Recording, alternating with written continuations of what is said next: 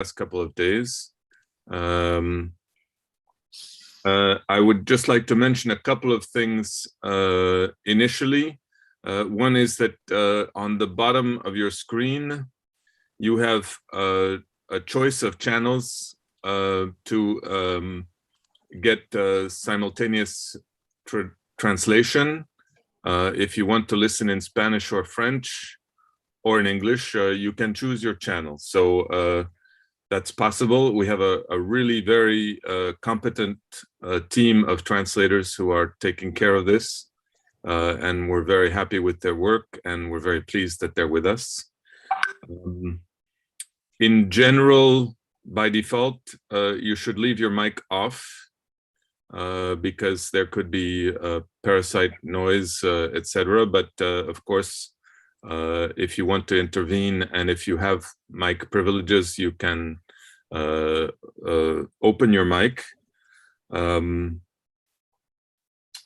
Turn off your notifications and use the chat if you don't have mic privileges, which might be your case. You can use the chat at least on Zoom. You can use the chat to ask questions, and we'll monitor the chat to see who is saying what and to relay your questions. And also don't forget to refer to the website in case you have questions about different speakers or whatever. You can find out more about them and their abstracts and things like that on the website, which has been very nicely put together by the EAD PUCV under the supervision of Maria Jose, who is not here today, but who is kind of the kingpin behind the web work. So bravo to her. So there are many people to thank. This is something I said the other day, but I think it's worth saying again today. There's a woman named Geneviève François, who in her time was the cultural attaché with Wallonia Brussels International, and she was really responsible for putting us all in contact with each other. That's how this all began. She's a wonderful woman, and we owe her a great debt. Also, the film that we showed on Thursday, which took account of our collaborations over the years, and which you can still find, I think, somewhere on the internet, on YouTube. This film shows how our themes came to be, the themes for this seminar. But the seminar is the result of one process, but the beginning of another. As I said, because of the pandemic, we weren't able to use our financing for mobility between our two countries, because that's just the reality of the situation. And we're grateful to our funders for having been flexible about the use of funds. And we are very pleased to be able to welcome you all virtually for another sort of event. We hope in this way to begin a new level of international collaboration on the themes that have occupied us for almost a decade. We're quite excited about the program, and we particularly thank our keynote speakers, as well as those that have answered our open call, from whom we've selected about 20 from several continents. We also thank our organizing and scientific committees, without whom this could not have happened. And well, so now I'm very pleased to welcome Mark West, who I've been waiting to meet for years. And actually, I don't know if I can say that I've met him yet. He's there, and I'm here. He's in Montreal. I'm in Brussels, but maybe one day we'll be able to meet.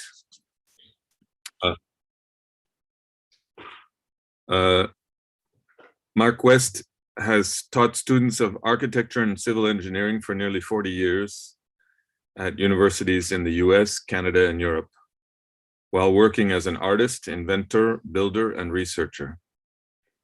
His most recent appointments include professorships at the University of Washington, MEF University in Istanbul, and MIT. He was also a professor of architecture at the University of Manitoba in Canada, where he was the founding director of the Center for Architectural Structures and Technology.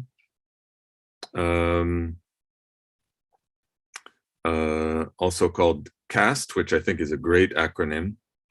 He is currently working independently in Montreal, Canada, at Atelier Surviving Logic, and with Natalia Subotinchik at Ceci n'est pas un musée. I would just add that Mark's work with David Joly at the University of at the EAD in Valparaiso was really an inspiration for our workshop in 2018 when we worked with the idea of fabric formwork, and it has been his book has been passed around, notably among our assistants for the last couple of years with great enthusiasm, and so we're very pleased to welcome him. I would just underline one phrase in the resume that he gave for his talk. He says, "Our job is to understand and sympathize with these material desires and manipulate these urgencies towards our own ends." He's talking about the active participation between the human and the material world. And I think that's a very good note to begin on. So I'm very pleased to give the floor to Mark West and to welcome him among us. Thank you. Thank you very much. I'm very happy to be here, wherever this is. I think I'll just start. I'll just jump right in and do this.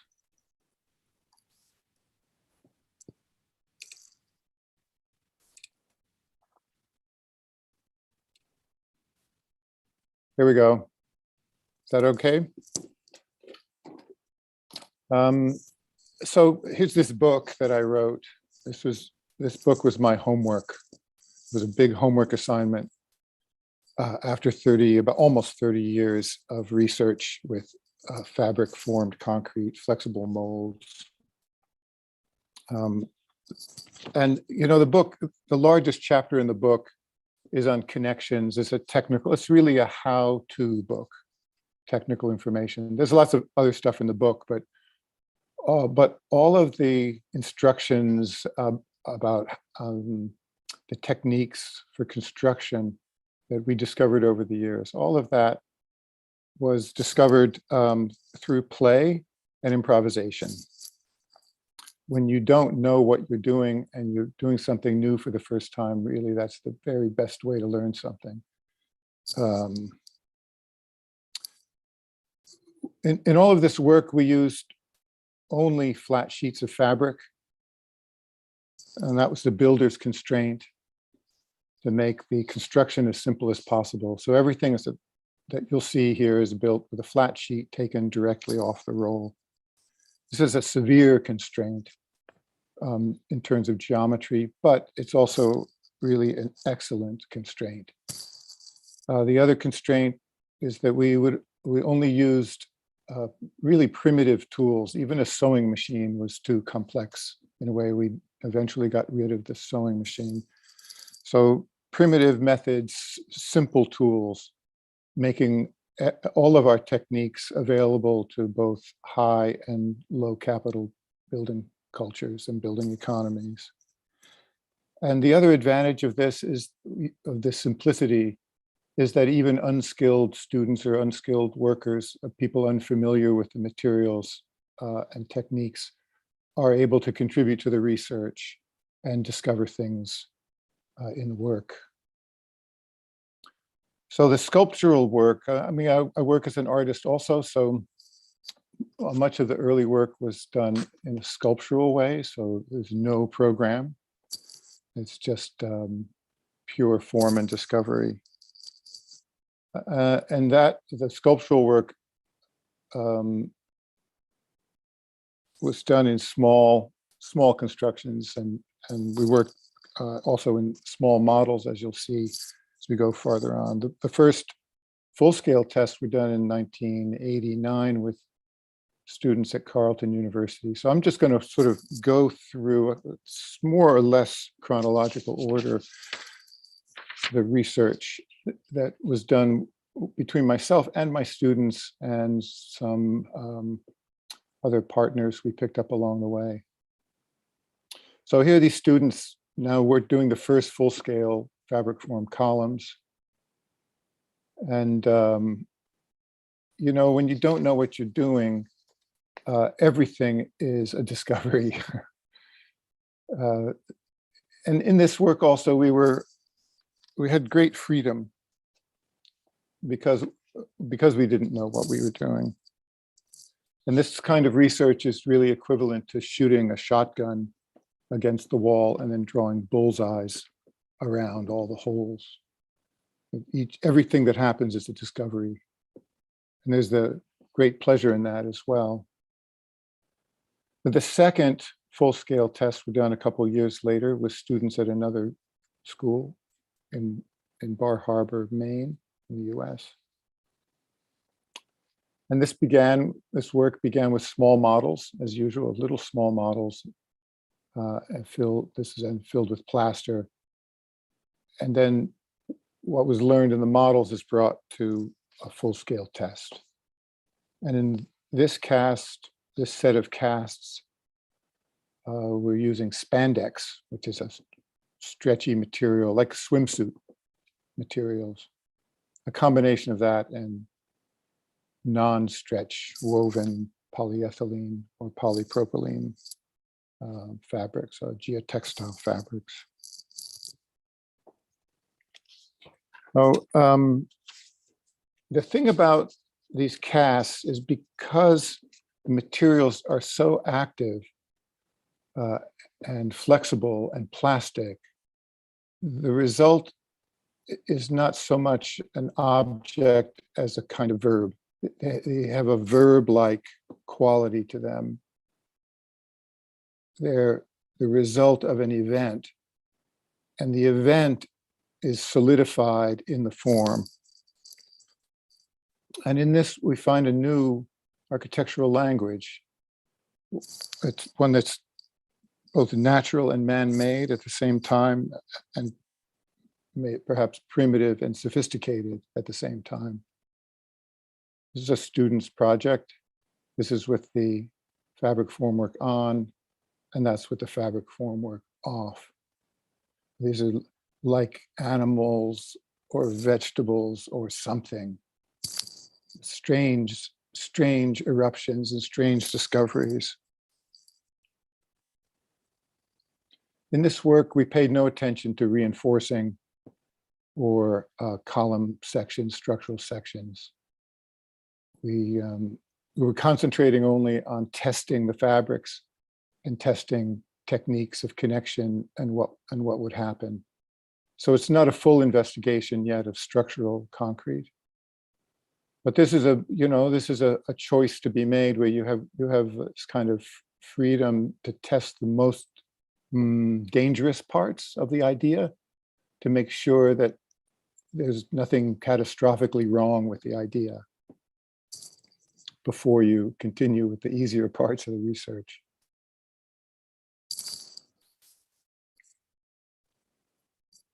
The next set of tests done in 1992 at Carleton University with a group of students we're all much older now.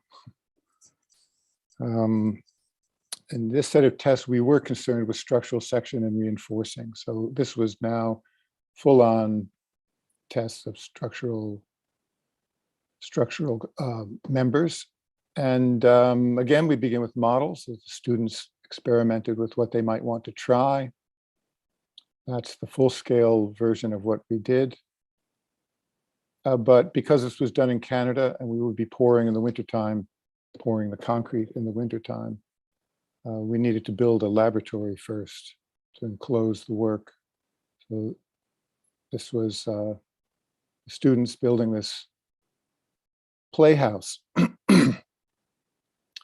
Had a tool, place to lock up the tools that you can see this little black building on the left, and then this giant playhouse that we could heat during the cold weather. So this was a collective improvisation. All of this work with my students was really a collective improvisation. And as David had pointed out, it's an improvisation with the material world as well as with each other.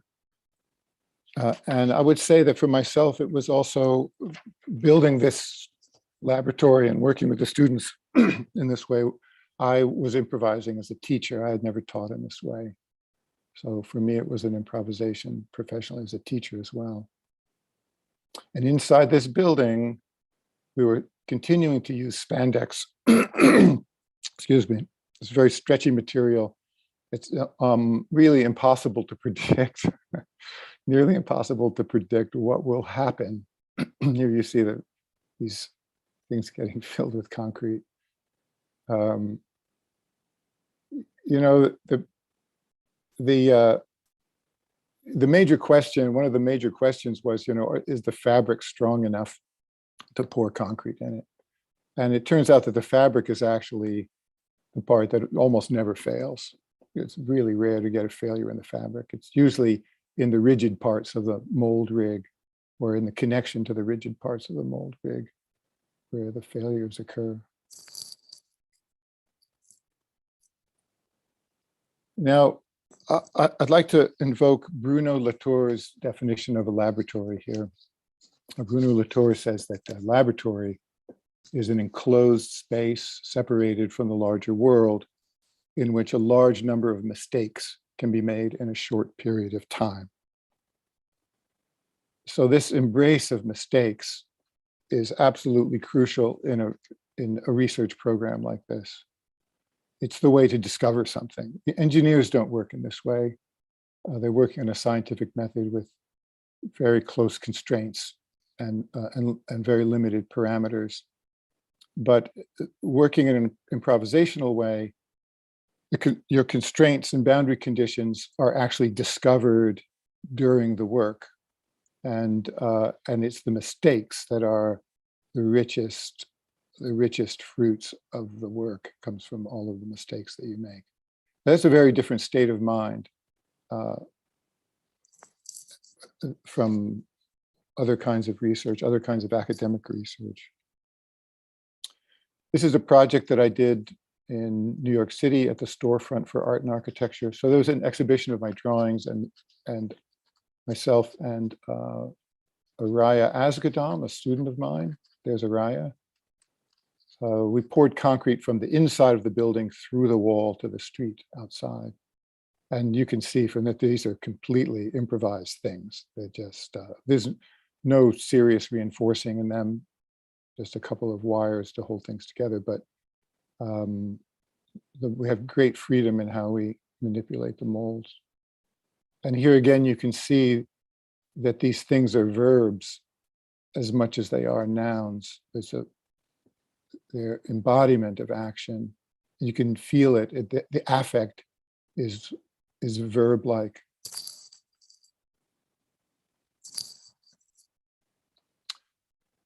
And then a big step forward in the research was a Canada Foundation for Innovation, a CFI grant, which is a research infrastructure grant from the federal and provincial governments in Canada. So I won in the first round of those grants. I won a small grant, but was large for us, very large.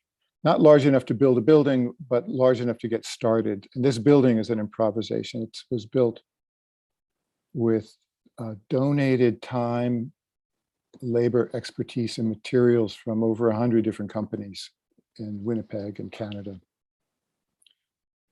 And it took, this is 1998 to 2002. That's like 4 years of construction. It's not recommended to do it this way, but it was really the only way we could. So this was designed in-house with no general contractor. We did it ourselves. It's really home cooking. It's kind of remarkable we were able to do that in the middle of a university campus, but that was an advantage of being at the University of Manitoba, I must say, and being in Winnipeg. And in this laboratory, we're able to do, as Bruno Latour observes about the laboratory, we're able to make many, many mistakes in a short period of time through a cunning miniaturization and simplification of the conditions of the outside world. And we're able to, we have enough space and we have the tools to take the small experiments and build them larger to a certain limit in size. And we put in structural testing equipment and a strong floor in the building. So we were able to work with our engineering colleagues. I supervised several engineering masters and PhD students who were working with us on projects that we developed through the architectural play with our little models and some of our other larger constructions. And this might be the most important tool in the laboratory. This is the stereo. So we had 4 big speakers in the space, and we could fill the space with music while we were working. The point here is to make the laboratory unlike school. So when a student walks through the doors of the CAST lab, they know right away that they're not in school anymore. They're in a play space where the unexpected is expected. We also opened the space to music students for their performances each year in the music school. Drawing was a big part of how we worked at CAST, hand drawing. We painted the walls with chalkboard paint, black chalkboard paint, which is something we learned from the school in Valparaiso, our friends at the Open City. To be able to just pick up a piece of chalk and draw directly on the wall is really great. And it allows us also to draw at full scale so we can test our ideas in drawing and gain a kind of confidence. There's a real confidence if you can draw the thing out at full scale. When you start building it, you feel as if you'd already sort of been there. There's a real rehearsal for the constructions.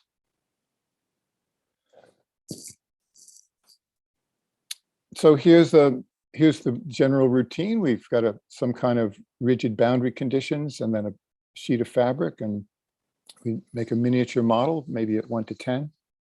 And the thing about the sheet of fabric is that it will make a continuous surface across any boundary condition you set for it. It will always provide a mold face, no matter how you arrange its boundaries. And so it's doing all the hard parts. It's doing all the hard calculations and all the terribly difficult details at corners and all of that stuff. The fabric just does it itself. Here we are using plaster to model concrete. And then there's a full-scale version of these little models. And you can see that all of these are done with the same mold. These are plaster models that the students have made. So it's the same mold, but each time a different idea, and each time the same sheet of fabric has to recalculate and improvise a surface, a geometric continuous surface across another set of impactos and constraints. So the things that we're making are the result of an interrogation of the fabric. You're asking the fabric what it likes or what it doesn't want to do or what it wants to do. So here's an example of what fabric will do. So if you take a flat sheet and you push it together, it spontaneously forms these buckled wrinkles. So we take advantage of this branching Y-shaped wrinkles that a flat sheet will make and provide a guide for it so we can control the primary dimensions of a branching column like that. So from the little model to the full scale in one jump, there's nothing in between the construction of the little model and the full scale construction. The materials of the model are chosen closely so that they'll model the behavior of the full scale materials as much as possible. There's, of course, scaling factors in there that affect the proportion of the events, but the events are the same at both scales. And here's another kind of wrinkle that gets formed, and this is a wrinkle that's formed when the fabric is put into tension. So just this hanging fabric from 4 supports forms these pull buckles that radiate off of the principal lines of tension stress. And if you rigidify that, you can make a mold to produce a compression shell with deep corrugations that run along the principal lines of compression stress. Because you know that a hanging tension structure inverted in space gives you a pure compression structure, a funicular compression structure. This is one of the beautiful, deep symmetries of nature. And here's a great big buckle running down the middle of a piece of fabric that allows us to form this thin shell beam vault. It's like a thin shell compression vault beam. It's a structural invention that came directly from playing with a flat sheet of fabric. And the other way, but the project now, you see this is now into the research has matured to the point where we're able to focus it on a set of desires. And in this case, the desire is to reduce the amount of concrete used in construction. So thin shell structures is one way, and the other way is to make variable section structural members that follow natural flow of forces, for example, through a beam. So we follow the bending moment curve, the beam. That's the model. That's the mold, which is one rectangular sheet of fabric that's pushed down into a space between 2 tables. That's the full-scale version. And then a series of structural tests that we're able to do here, and also at other universities as well. Engineering researchers picked up the question of how do variable section reinforced concrete beams behave, and they behave quite differently from uniform section beams. The same method of forming a variable section member with a flat sheet of fabric and a space between 2 tables was picked up by David Jolly and Miguel Ikem at the school in Valparaiso and at the Open City. And so here's a model that we produced at CAST for a section of a column. And here's Miguel Ikem took that same idea, made this mold, and as this would be completely illegal to transport this thing in Canada. I don't know, they probably broke the laws in Chile, bringing it over to this precast yard, and then produced these pieces at full scale and assembled the columns that maybe some of you have seen in the sands of the Open City. These are the full scale drawings that we developed for the design of the column, drawn in chalk in Manitoba at the CAS lab. And here's the work that they did in Chile, or some of the work. David Jolly and Victoria Jolly used the same method for making molds for these very beautiful barriers and benches and this park in Quintero in Chile.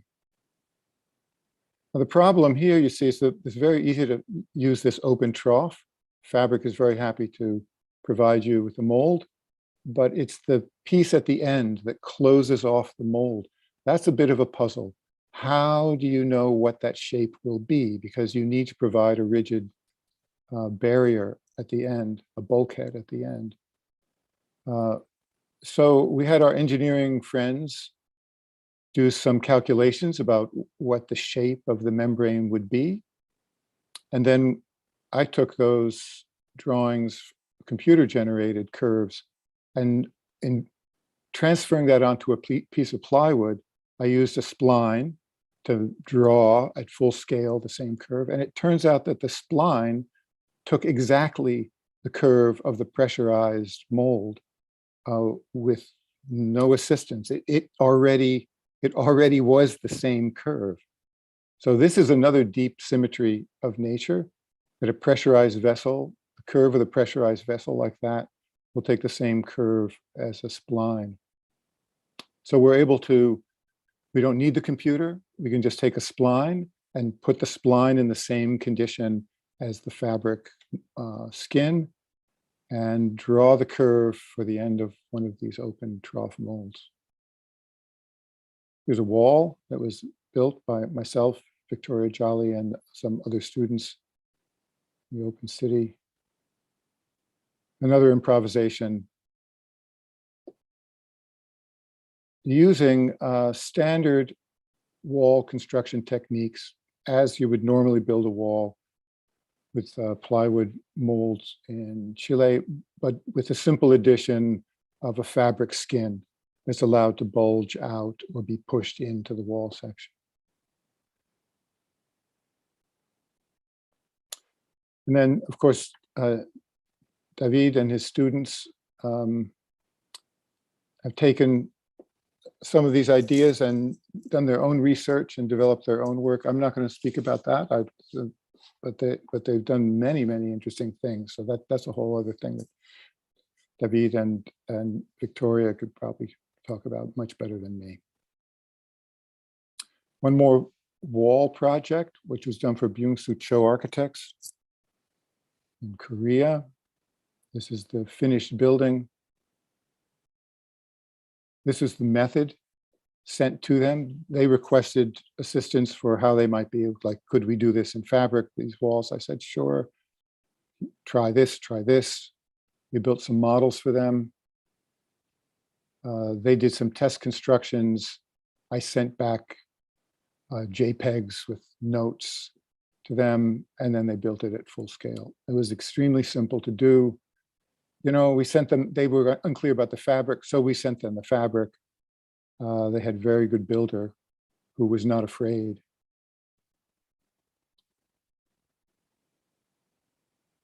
And then also this fantastic partnership that we had with the Lafarge precast factory in Winnipeg. So we had industrial partners. They gave us a space in their factory to play where we could make much larger constructions. And here's some of the students who worked there. Every year we would have a space at the factory. Now, what time is it? I have a little more time, I think. So the last years at CAST, I started branching into masonry projects, thin shell compression vaults done in masonry. And this was inspired by the work of John Oxendorf and Michael Ramage, and also by Eladio Dieste, a fantastic Uruguayan engineer. You can see this is the Catalan vault method, is extremely thin. These are compressed earth blocks that Oxendorf and Ramage are using. But I was interested in the reversal of the tension geometry into compression geometry. And one of my graduate students in Manitoba, Sylvia Siaminska, did her thesis based on this. So this is a sheet of fabric with little, in this case, little MDF modeled masonry units and just seeing how this combination, what kind of forms these kind of combinations might generate. So here's a thin shell brick structure. It was made on a hanging sheet of fabric. And here's a larger mold where there's a polystyrene bricks attached to a sheet of fabric, which is hung and mortared together using a spray foam. Inverted, it's a very lightweight thing, is inverted to make a mold for a brick compression vaults. So these would be funicular compression vaults made off the tension geometry of the hanging mold. And here's a model of another sort of a groin vault. It's a proper groin vault. And the idea here is that you could take the hanging, this funicular shape, and through a finite element analysis, determine where the larger stresses are. And perhaps the red parts of this vault might be a fired brick with a higher embodied energy, and the blue parts could be compressed earth with a lower embodied energy. You would also have it would be self-ornamenting with a difference in the color of the fired and compressed earth blocks would form a pattern reflecting the differences in stresses in the vault. We didn't go any further with this research, but there it is. It's a really interesting project to take on if someone wants to do that. And finally, I just want to show you a bit of the improvisation that happens once you combine the masonry and the tension membrane. So here's the hanging membrane, and I'm trying to make it symmetrical, but it doesn't seem to want to be symmetrical. Every form that it takes is a tension geometry. It's hanging. It can't do anything other than hang. So it's always a tension geometry, but there are an infinite number of solution sets for the geometry of the vault. And that's, and any one of those geometries will do. Okay, so that's that. I guess I'm done. It's just about right on time. So I'm open to questions. Is that how we do it? Yes, thank you very much, Mark.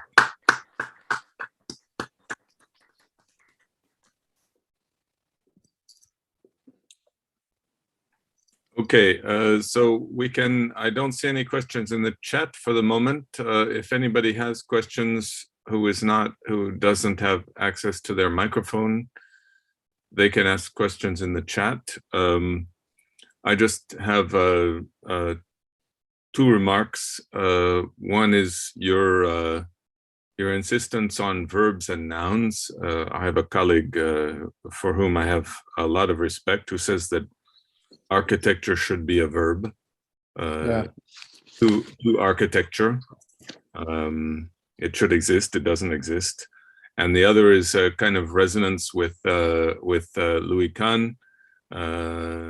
You talk about what the fabric wants to do, and Louis Kahn talks about what the brick wants to be.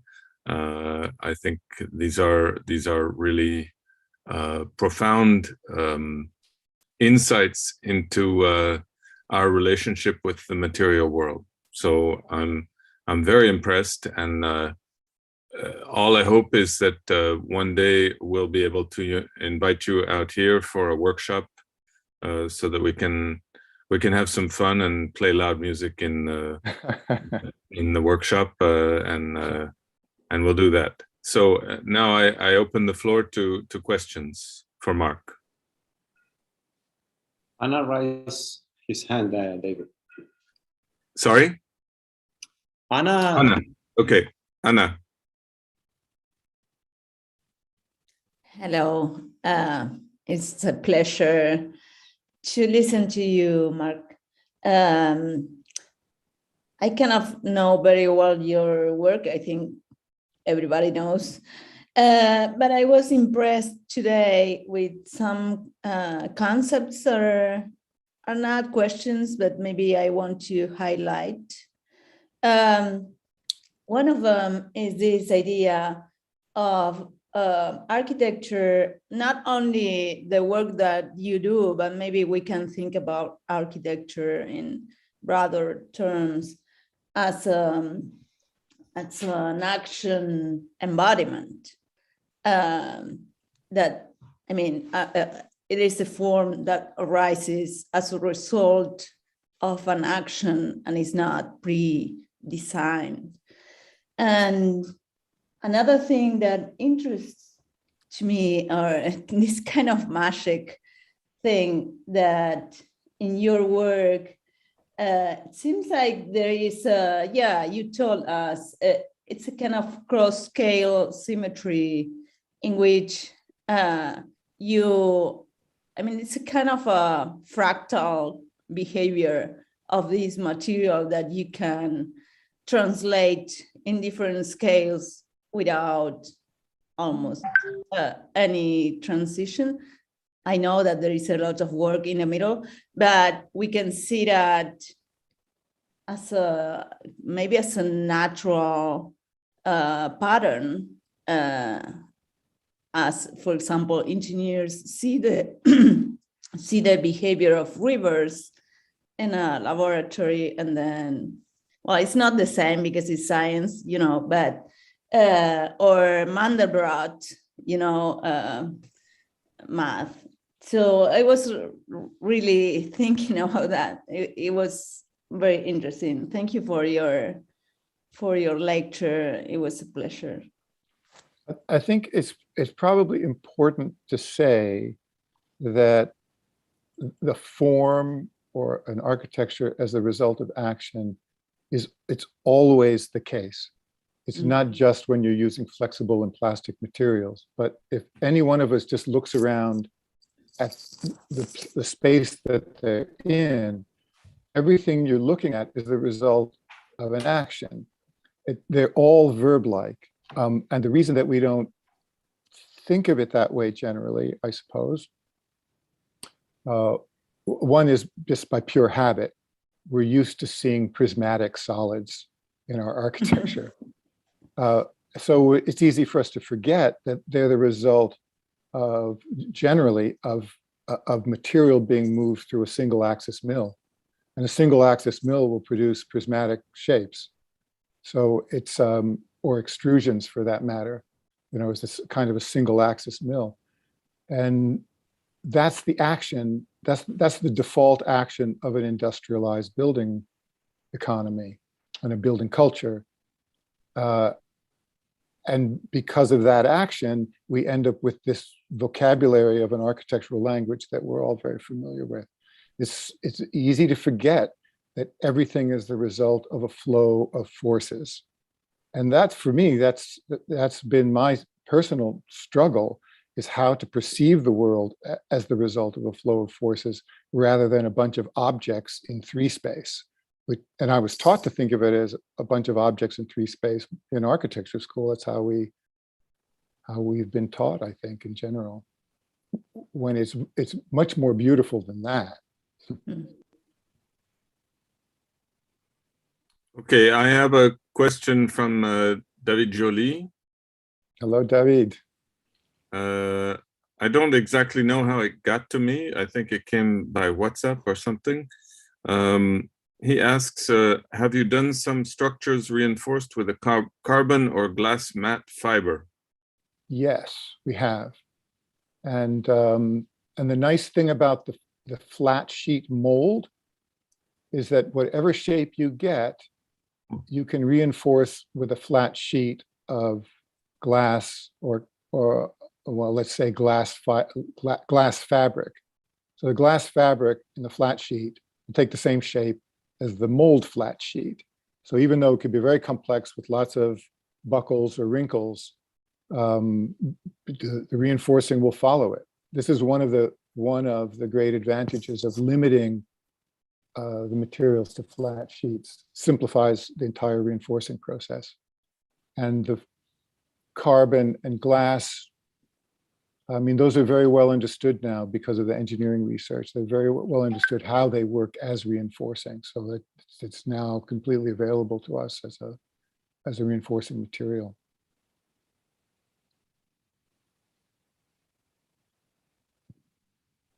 Okay, are there other questions? I'm looking at the chat just to see. Jaime Reyes Gil, in the poem Amerida, the sculptor says that the construction of matter itself has no end. No surface ever signals when to stop polishing. The sign is then the concretization of the act of trusting in the matter, in the mystery of matter. Thank you very much, Mark, for inspiring the relationship between poetry and crafts. That's really beautiful. Thank you for that. That's really great. Do you have an answer for that? It's not really a question, but it is an answer. It's well, a kind of answer already. Maybe you could speak more, because this is something that's been important in our collaboration in the last few years, is the relation between poetry and crafts and architecture. Somebody spoke yesterday about Poises. Maybe it's worth commenting on that. The relationship between poetry, Poises, and crafts and architecture. Well, you know that, I mean,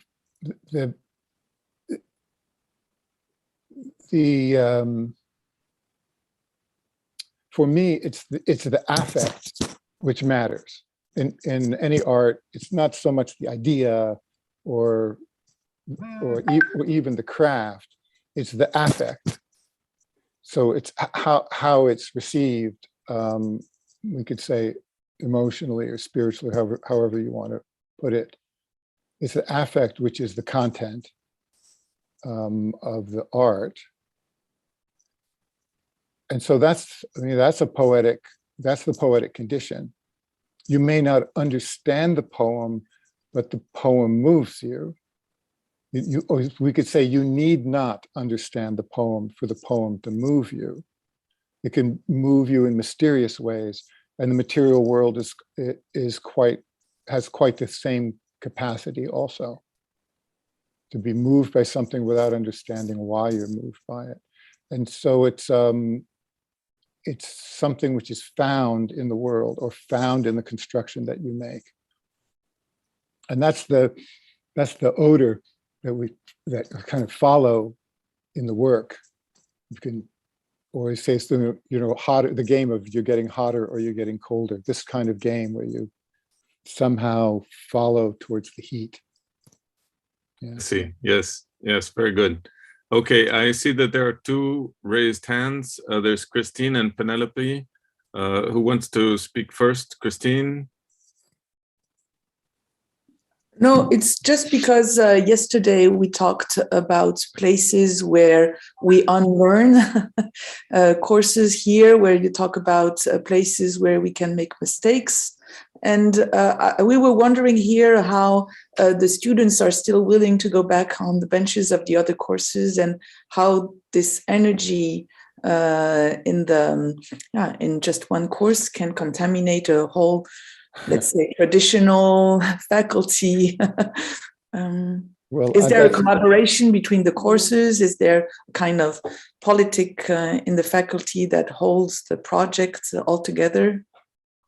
Well, I wish that it were true that we could infect the whole school somehow. I think that's a little hopeful. But I don't, if you think back to your own education, that was probably like mine and everyone else's, where there was only one or two or three important teachers. So you're lucky if you have one.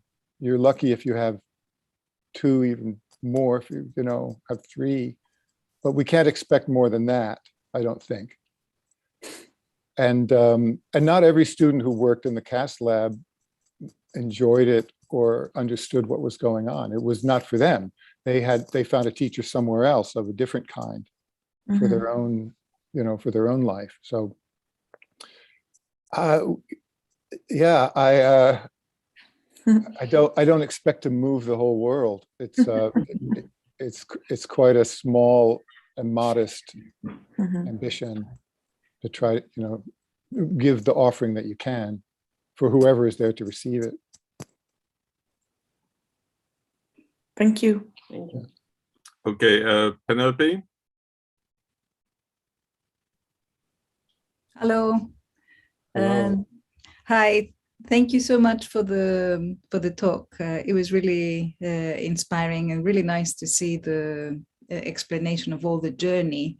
I don't think I have watched you speak about it before, though I know that you have been to the Bartlett. I must have missed the lectures in the past.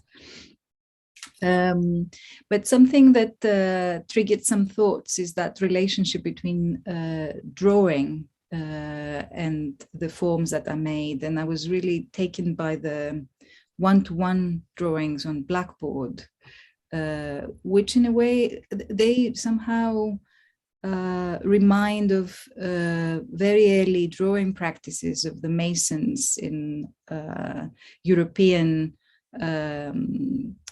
cathedrals, where they were used to draw one-to-one, often on the floor with compasses and on chalk, and creating the different members, the wooden plates that would then be used to cut the stone in one-to-one. So I found that really interesting, but also it reminded me a bit of this idea of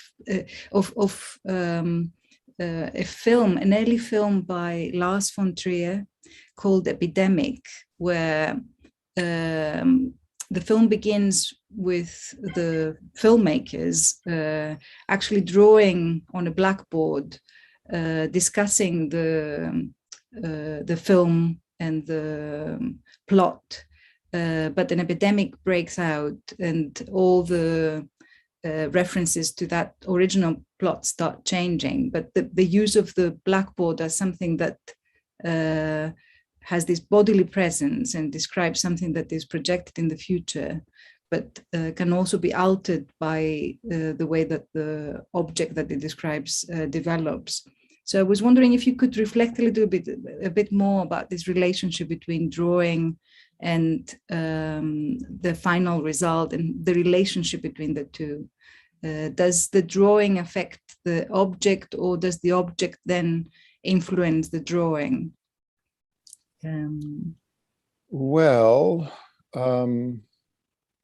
one thing that comes to mind is the fact that in order to build, so I'm a builder, as part of my background, and also just, I'm a builder. So in order to build anything at one-to-one, whatever the size, you need to draw the thing in space at one-to-one. So the architect's drawings are more than just a notation or a representation of what should be built. They're the template for the builder to do the drawing at one-to-one on the site. And that could be done with string, or it could be done with a laser, or it could be done with a surveyor's, crosshairs. But what's drawn on the paper must be drawn in the world at one-to-one. So the method of drawing for construction is one that foresees the drawing tools of the builder. And if you cannot give the builder the information they need, or the technique, or the information they need to render the drawing at one-to-one in space on the site, you cannot build the thing that you've drawn. So there's that. And the other thing I wanted to say about the one-to-one drawing is I learned that from Sver Fenn. And in his office, Sver Fenn would draw sometimes at 1-to-2 or 1-to-1, the wall sections of every building he did. and he did that to give a kind of confidence. And it's amazing the confidence that it gives. Like I don't know why, but to see it at 1-to-1, I can feel it in my hands in a way. So and then the other thing, sometimes we didn't know if we would have space to, for example, to get the reinforcing in the mold. But then if you draw it at 1-to-1, you can imagine your hand moving inside the mold, and you have a direct bodily intuition that's available from the drawing at 1-to-1 that you don't get it, even if it's at 1-to-2, you don't have the confidence that the tolerances between things will be correct. Mm-hmm. Yeah. But that's only one kind of drawing. I mean, obviously there's many, many different kinds of drawings. We're talking now in a technical realm. Mm-hmm. Mm-hmm. That's really interesting, this idea of scale, that you can much easier relate with a 1-to-1 scale when the drawing is in that scale. There's always a translation in different scales, and it needs a certain level of experience, perhaps, to be able to negotiate the scale, but also not the amount of certainty is reduced with a jump into different scales. Yes, and instilling confidence, we shouldn't diminish the importance of that. Mm-hmm. That to build anything takes a certain amount of courage, mm-hmm. always. And if you're building something you've never built before, then you need some real courage, mm-hmm. because there's money involved, and there's all kinds of serious things that get involved. So if you don't have the confidence, if the builder doesn't have the confidence, it will not get built. Mm-hmm. And this is really the reason why so many things that are very easy to build that we've developed are never built, because the builders are afraid to give a price, mm-hmm. and they're afraid to build. And I mean, one thing that we have not done is to take the builders to the wall and draw at full scale. And maybe that would give them some confidence to see it drawn at full scale. I don't know. But mm-hmm. giving the confidence is actually crucially important.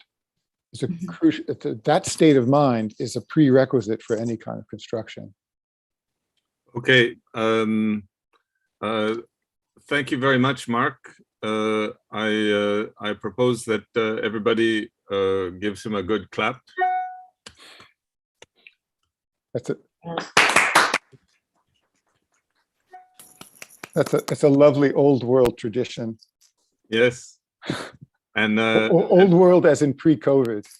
And yes, yeah, the world is not so old, but there we are. So now I propose that we move on to the videos for our selected speakers. The first one is Chris Reimann, and we'll move on in a relatively efficient manner to make sure that we have time at the end for the discussion. So I hope that everybody will be here at the end of the presentations, so that we can have a good discussion. We've done our best to reserve time in the program so that there will be a good time for discussion. People can come back with questions for Mark as well. Everything is open. So let's move on to the videos.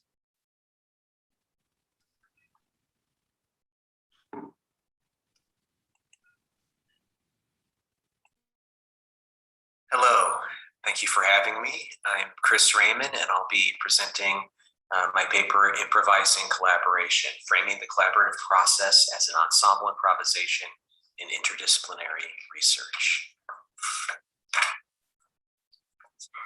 In this presentation, I will discuss the use of improvisation to facilitate the collaborative process in Synchronicity, an interdisciplinary improvisation research project.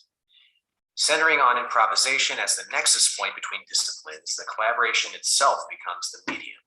Collaborators build with what's available, and each ensemble member is responsible for the success of the performance. The outcome of the project was unknown at the outset, and the barest of parameters were predetermined. The collaboration process was developed simultaneously with the designing of the product using a tool and result methodology. For the last 10 years, I have engaged in multiple interdisciplinary projects with artists and researchers while remaining fully grounded in music improvisation. Throughout these endeavors, I have found that improvisation enables practitioners to generate work that is spontaneous, interdependent, and collaborative across disciplines. For me, the collaborative process is an ensemble improvisation in which I intentionally frame my decisions and actions in a manner that highlights the collaboration itself, rather than individuals or individual elements. The inaugural residency took place at the University of Texas at El Paso in March 2020 and brought together artists and scholars in music, dance, and material science and engineering to create spontaneously, interdependently, and collaboratively across disciplines. During this residency, research focused on 3 areas: collaborative improvised performance, a system of collaborative performance practices called Ensemble Thinking, and a computer code that uses the Kuramoto model to manipulate many copies of recorded sound. I will share my experiences from the planning stages, rehearsals, and performances to highlight aspects of collaborative improvisation that were employed during the co-creation of this project, including audio, video, documentation from the public performance and recording sessions. As improvisation remains at the heart of this project, the first meeting of our residency focused on collaborative improvisation. Making use of only the disciplines of music and dance, we performed several open scores, improvisations with no set parameters. As such, our introductions to each other took place primarily through performance rather than verbal dialogue. This overt grounding in collaborative improvisation set the tone for the residency and gave the ensemble a point of reference for our individual and collective aesthetic.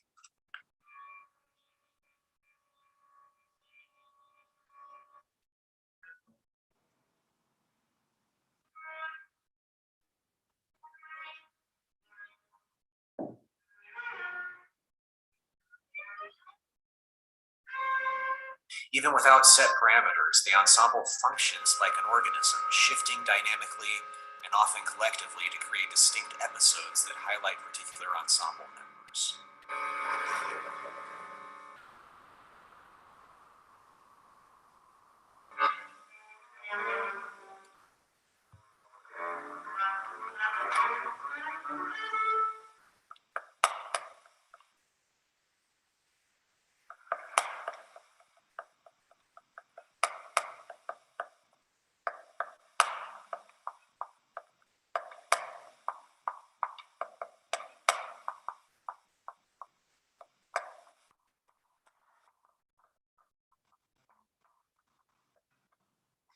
Over the past 10 years working with Samara Baola in various collaborative improvisation settings, we have focused our work on building and highlighting the group through active listening and sensitive performance choices. The primary influence on decision-making while collaboratively improvising is the relationships between performers and other elements present during the performance, rather than genre-based or rule-based improvisation. The idea of building the group comes from social therapeutics, a social and cultural approach to learning and development at use in psychology, education, healthcare, and arts, among other disciplines. In therapy groups that employ this methodology, the group, not its individual members, is the therapeutic unit. This tool for result methodology is an activity, a search that generates both tool and result at the same time and as continuous process. With the focus on building the group in improvised performance, the content becomes less precious and the process rises to the same level of importance as the product. I make use of this methodology throughout all aspects of the collaborative process, both in conversation and in performance. This focus on the group rather than the individual shares many similarities with ensemble thinking, an improvisation performance system that helps performers develop their ability to focus on the group, to build collectively. This collective activity requires the deep listening skills of trained improvisers and results in many moments of alignment between ensemble members. The influence of ensemble thinking can be seen throughout improvisations documented during this residency, but most saliently in this excerpt from Family Portrait.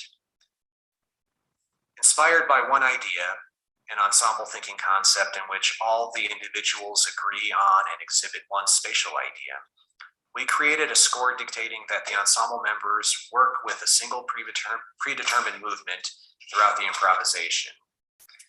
This creates a clear structural idea that permeates the entire ensemble and results in many synchronous moments.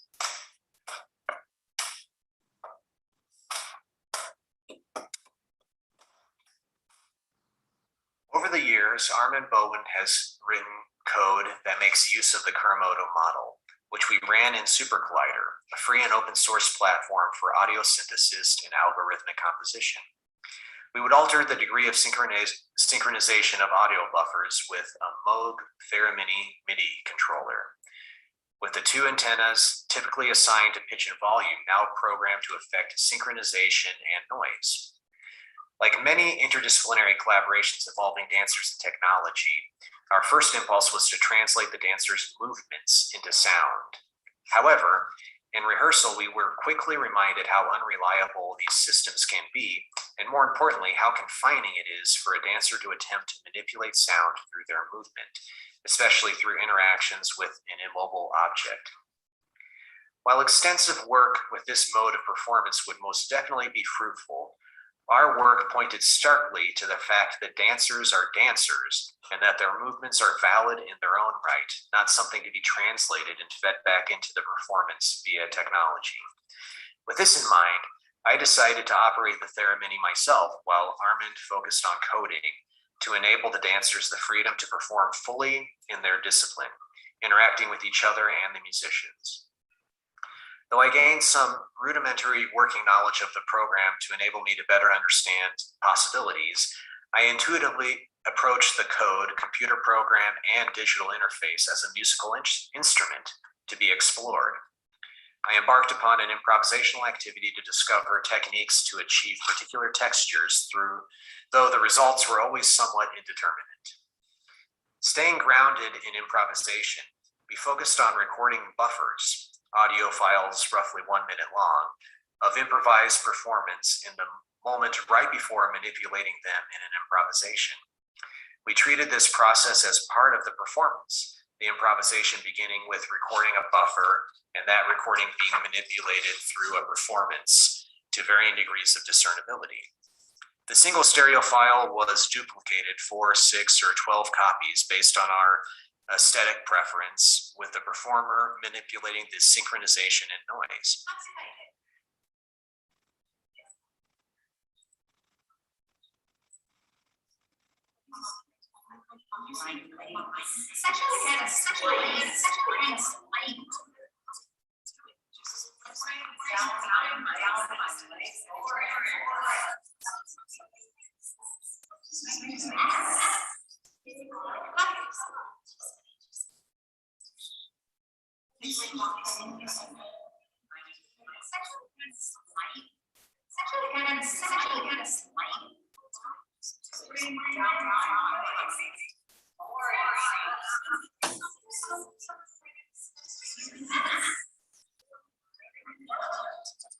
While the future of the Synchronicity project is unclear, the project is still developing and there is much to continue exploring.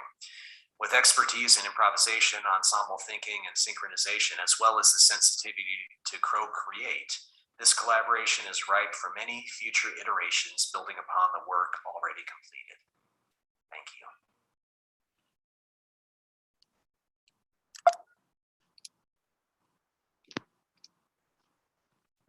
Claudie.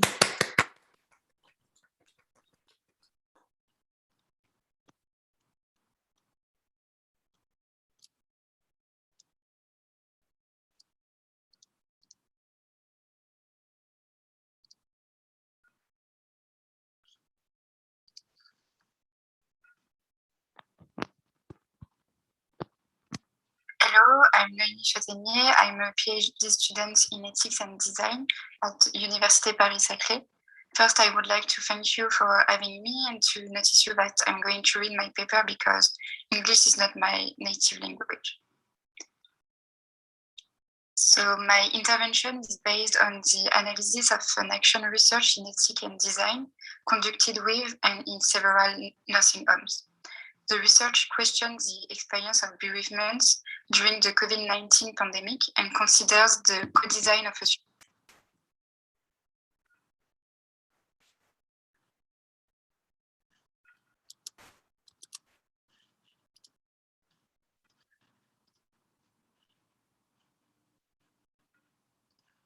Hello, I'm Noémie Châtaignier. I'm a PhD student in ethics and design at Université Paris-Saclay. First, I would like to thank you for having me and to notice you that I'm going to read my paper because English is not my native language. So my intervention is based on the analysis of an action research in ethics and design conducted with and in several nursing homes. The research questions the experience of bereavement during the COVID-19 pandemic and considers the co-design of a support device to cope. From the beginning of the project, the position of the beneficiary, the provider, and the sponsor are not very different. The project is anchored in a common process based on a shared problem. Indeed, the restrictions and health guidelines put in place have produced painful experiences. The essentially biological approach to health during the health crisis leads to a destabilization of ethics. Thus, the action research hypothesizes the need for a reinterpretation of the situations, that is to say, the reinscription of the objective meaning of the situations in the concrete movement of the existences. Attention is paid to the modalities of life, existing ritual and support practices, the place of mourning and loss. Mourning is considered not as a rupture, but as a continuity in the shared experience. During the project, 4 types of actions are carried out. First, a research based on scientific publication and press. Second, a field research to define the needs and expectation of the different stakeholders. Third, the co-design and development of a support device, and then a testing and adaptation phase within the nursing homes. My intervention focuses on the second phase. Concerning my methodology, several types of materials will be analyzed here. First, organizational and coordination meetings prior to the intervention in the context, workshops conducted during the field research phase, the moment of restitution of the results of this phase to institutions, and the moment of engagement, the second phase of co-design. Data collection was carried out on the basis of the material gathered and by participant observation. My position during observation is one of reflexivity. I do not participate directly in the field research, but I do pay attention to what is happening in the conduct of the research and in the process. Initially described as a rational, organized, and systematic process, design is associated to a scientific method of problem solving. Yet, distance with these ideas have been made. John's objects to fitting the whole of life into a logical framework, and Rittel and Weber show that wicked problems escape the rational logics of science and industry. Design is therefore approached in a constructivist and reflective manner. Sharing this description of a design that attaches itself to singularity, according to Atwell, we will develop here the conduct of a project that seeks to presume nothing outside of the context. The participative approach consists to work from the unknown. The context is approached from a very broad question: how do we design something that suits these situations? From an internalist perspective of ethics, we propose to consider the effect of this openness of design on the context, on the stakeholders, and in the process. We hypothesize that what is at stake in a pragmatic and reflective approach is the reflexive accompaniment of contextual improvisations and an openness to affectivity and rearrangement. Firstly, we will refer to the various meetings following the integration of the designer into the project to question the disciplinary encounter between ethics and design. This collaborative approach has led to an exposure to diverse and different rationalities and the destabilization of the respective methodological framework. This leads to an interruption of the respective beliefs and interpretative routines. A collective improvisation then began. The design phase would no longer be understood solely as a phase of shaping, but as a phase of investigation extended to the field research. We can identify a convergence between clinical ethics and design in the fact that they develop their practices from and with the context. By a thought of action, a mutual extension of ethics and design could take shape. Design in a projective and material activity, and ethics in providing a support for understanding ethical meaning carried by act of design. This collaborative approach did not escape the emergence of some misunderstandings, and then some unfructuous attempts to reinscribe the project in usual frameworks. The project is engaging in an exploratory approach to co-design itself. I analyze here the exchanges that emerged during the two workshops conducted in the two nursing homes during the research field phase. These workshops were attended by members of the management, carers, residents, caregivers, physicians, and relatives of residents and researchers.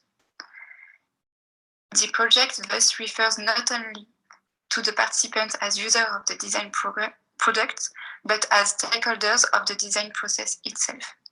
At the initiative of the stakeholders, the question of mourning will be approached in distinct ways in the two workshops, either through the consequences of mourning in the collective life context or as a projection of one's own death. Both stakeholders and researchers, or as researchers, steer the research. The stakeholders, sometimes questioning, sometimes responding, are part of a research consortium, and according to the 3 times identified by Joël Zask in effective participation, we can identify that the participants have taken part in a research collective, they have contributed to it, and this contribution has been recognized by the establishment of a common research and its modification. This collective investigation is reminiscent of the inquiry process as described by Dewey. In fact, the process is initiated by a disruption. It engages stakeholders to identify this problem situation and seeking to unify it. Therefore, all the actors are co-responsible for unifying the problem situation. The problem is not predetermined at all, but is replayed in the collective conduct of the investigation. The design process is the attempt to leave the process open rather than designing a single solution.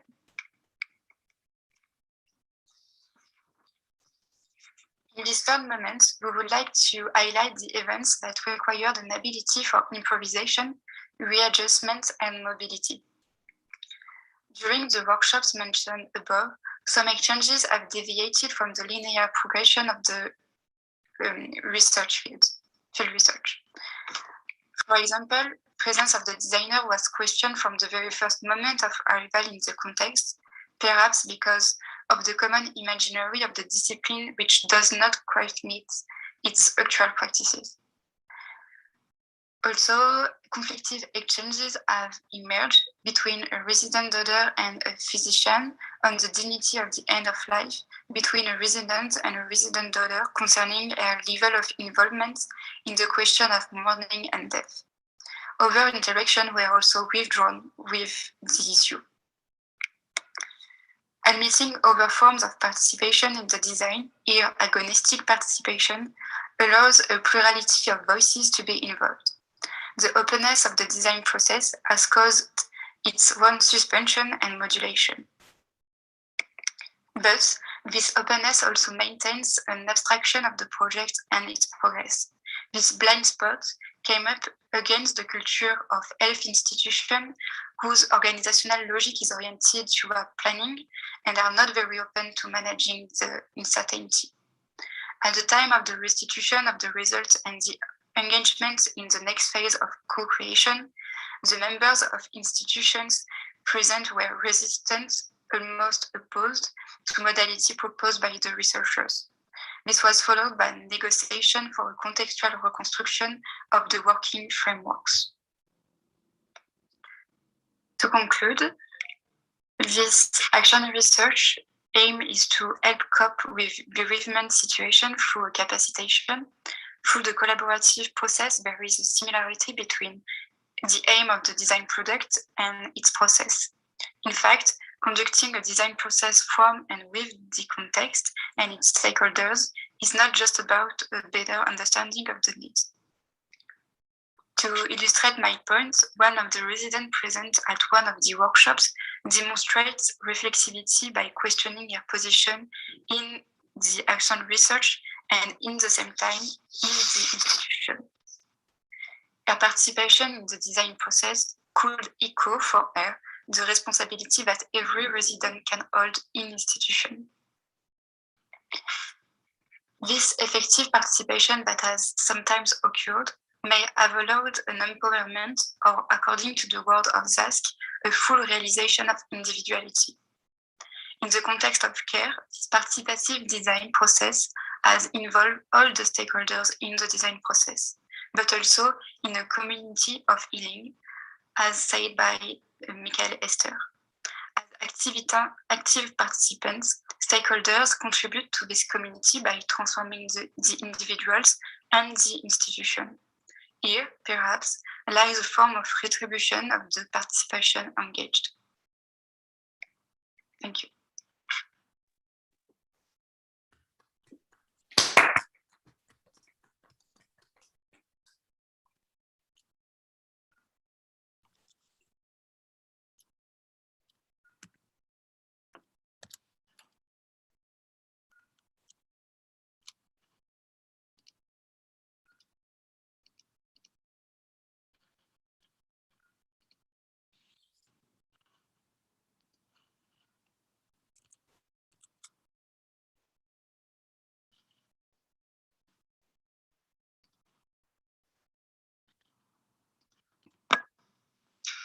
Hello everybody, my name is Dirk de Meijer and I will show you some aspects of the Master Studio in Architectural Design that I taught at Ghent University, Belgium in the autumn semester of 2019. The studio built upon the analysis of the architecture in a series of frescoes realized around 1300 by the Tuscan painter and architect Giotto. In the upper church of the Basilica di San Francesco in Assisi, in the Cappella Scrovegni in Padua, and in the Peruzzi and Bardi chapels in the Santa Croce in Florence.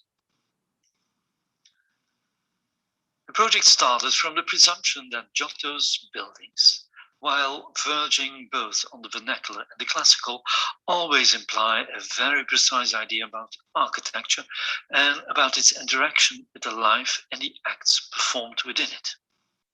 And secondly, that this was something useful for contemporary architectural design practice. Students' tasks included an analysis and the representation of the workings of architecture in Giotto's compositions, the design of a contemporary project based on those analyses, and the co-designing and building of a Giottoesque exhibition space for the common presentation of those projects. Our first level of analysis focused on the architecture itself. Students were asked to draw plans, facades, and sections of the built structures of 47 of these frescoes, and to interpret them as pure architectural projects. During this process of drawing and analysis, recurring design strategies and compositional choices in Giotto's compositions appeared. The reduction to the basic elements of architecture, the section as an architectural form, deformation of scale, stacking, and extreme slenderness. Some of these turned out to be surprisingly familiar in the context of 20th century and contemporary architecture. Giotto's buildings seemed, for instance, to reflect architecture's perennial challenge against gravity, the precariousness of the building process, and, more specifically, modern architecture's desire for fragility, structural slenderness, and transparency.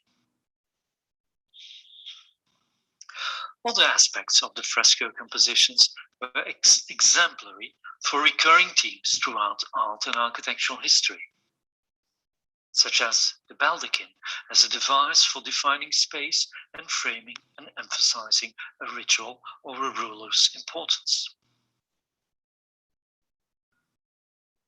However central to our exercise, the architecture was not the only reason why we chose Giotto. Equally important was the role of the gestures performed within the architectural settings. In these postures, hands receive a prominent role. Herodotus in the Massacre of the Innocents, the Cappella Scrovegni, or the monks in the expulsion of the devils from Arezzo. Studying Giotto's architecture made appear how these structures created a visual framework for the gesture. Moreover, Giotto's minimal use of architectural elements for a maximum support of a narrative seemed to us a timeless lesson in architectural design. For instance, in The Birth of Christ, a simple vernacular structure frames adequately the caring gesture of Mary, while common and otherwise crucial elements of the scene, the mule and the ox, are chopped off because they don't entirely belong to the sphere in which the essential gesture becomes visible. But there's more. The building is reduced to its bare and beautiful essence. Or, as in the institution of the crypt in Assisi, it is fragmented in a summary of the spatial conditions that allow all of the gestures to be performed and to receive their precise meaning. The church is reduced to its basic elements: wall, altar, lectern, cross, and pulpit. The wall, parallel to the plane of the fresco, emphatically divides the scene in two. The pulpit is positioned behind the wall, yet it is accessed from our side. The stairs marginally appear in the left-hand corner and are only indicated by its two highest steps. In this way, it subtly balances for the three main elements of the front scene, with emphasis on the crypt. This deconstruction of the architecture creates a new, fragmented and even abstract representation of a church, leaving aside any established reference to the basilica typology. The same procedure can be seen, for instance, in the rejection of Joachim's sacrifice in the Cappella Scrovegni. The temple looks wrong and the scale unreal for a supposedly colossal structure. But for Giotto, the temple is nothing but a collection of the freestanding elements necessary to recognize its function and to frame the performance of the story. An altar, a staircase, and a pulpit, all resting on a pedestal that keeps the diverse elements together. The form of the wall could refer to an elemental church plan, a nave with crossing and transepts. Yet, what is most particular about the wall is how Giotto allows the spectator to look inside. Rather than cutting away an exterior wall like in a section, he cuts horizontally. And this horizontal section creates a low wall that encloses the basic elements of the temple and accentuates the rejecting gesture of the priest. Another point. The space in these frescoes is always a public space. Even a domestic interior is, like a dollhouse, completely open on one side and exposes what is happening inside. For instance, here in the Annunciation to Saint Anne, the angel has to address Anne through a little window, but everyone else can easily see her from outside. We consider these observations as extremely useful in architectural design also today. Hence, the student's assignment was the design of a space for public gesture, an urban interior for public use and a context for a public gesture or ritual. References came up to modern buildings, such as Asplund's for the Stockholm exhibition of 1930, and to contemporary public use of built structures with strong iconographic appeal, such as during the Islamic Revolution in Tehran in 1979, and also to architectural representation techniques that use a story or a cycle of scenes, such as Rem Koolhaas's Exodus or The Voluntary Prisoners of Architecture of 1972, with its vivid scenes of life within visionary urban confines.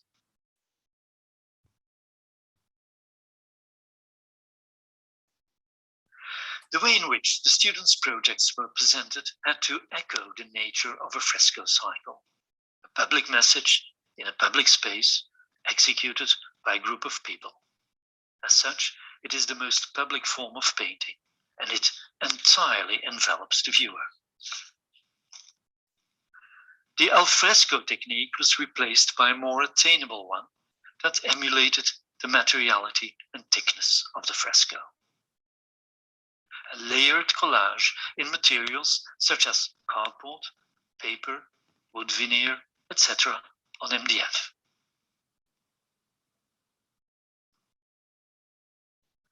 For their projects, one of the students studied refugee camps around the world that were adjacent to a border wall. They then focused on Tulka, a Palestinian camp cut off by the Israeli border. And they developed a theme of hospitality and welcoming around the various rituals that may develop around a communal water supply. A Chinese student reacted to the Hong Kong protests that were developing in parallel to our studio. All these projects were presented in a specifically designed communal spatial structure, modeled after the Capella Scrovegni, and accessed directly from outside. An autonomous prefab structure in black MDF was carefully designed in order for the 16 students to be able to erect the structure within a couple of days before the Master Studio's final jury, and without any permanent alteration to the space.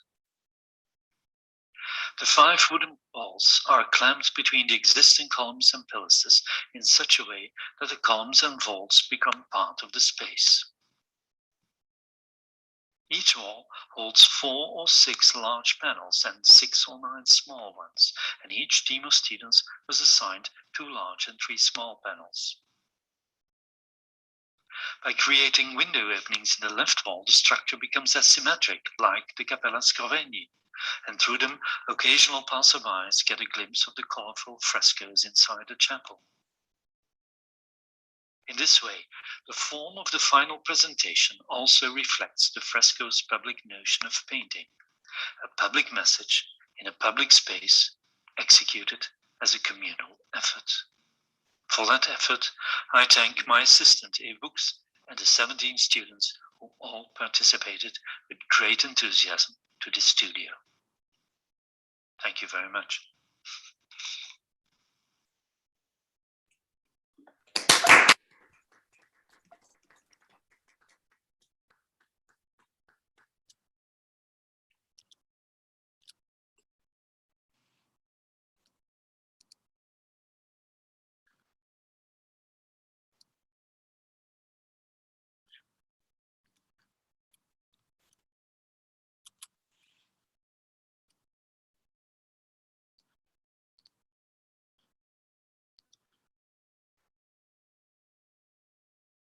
Hello, welcome everyone, and thank you for attending this presentation.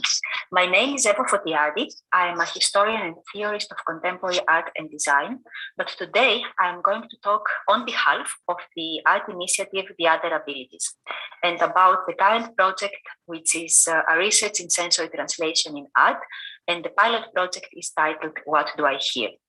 Now, let me share my screen and make it full screen and remove myself. Well, taken a bit out of the way. So, the Other Abilities is an art initiative that that was founded in 2019 by the Amsterdam-based artist Adi Hollander, who at the time invited me also to join her. The aim of the initiative is to combine interdisciplinary art and design research, technology and science to explore the senses and what they can do. Hand in hand with the artistic motivation comes also the ambition to shift ways of thinking about disability. And in the projects that we have initiated so far, more people are invited in various constellations of participation, collaboration, or collective work. In 2019, we organized the Other Abilities Festival, from which you see some photos now, but I will have to spare my time to talk about the current project. So I will not really talk about what you are seeing. So there we go. Art museums, concert halls, and other cultural institutions have been trying to make art accessible to diverse audiences, including audiences with sensory disabilities. This attempt is often implemented through reconfiguring displays, materials, tools, or equipment physically available in the spaces where art is presented. For instance, you have 3D models of paintings, you have sign language tools, assistive listening devices available in theaters or concert halls, and so on and so forth. Often in these solutions, visitors with disabilities are allocated special times, special programs, or equipment. Technology in particular is used as extension of the body. Consequently, people are made visible as special, which can sometimes create a certain level of consciousness, of awkwardness. This observation led us to a question.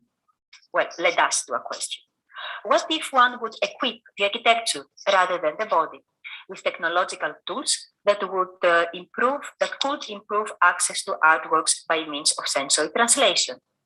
Could this approach be a beginning towards playing down or even making redundant distinctions between normal and special audiences? Could we still keep the aesthetic and conceptual standards of the art that is presented? Could the experience of sensory translation be enriching for everyone, regardless of disability?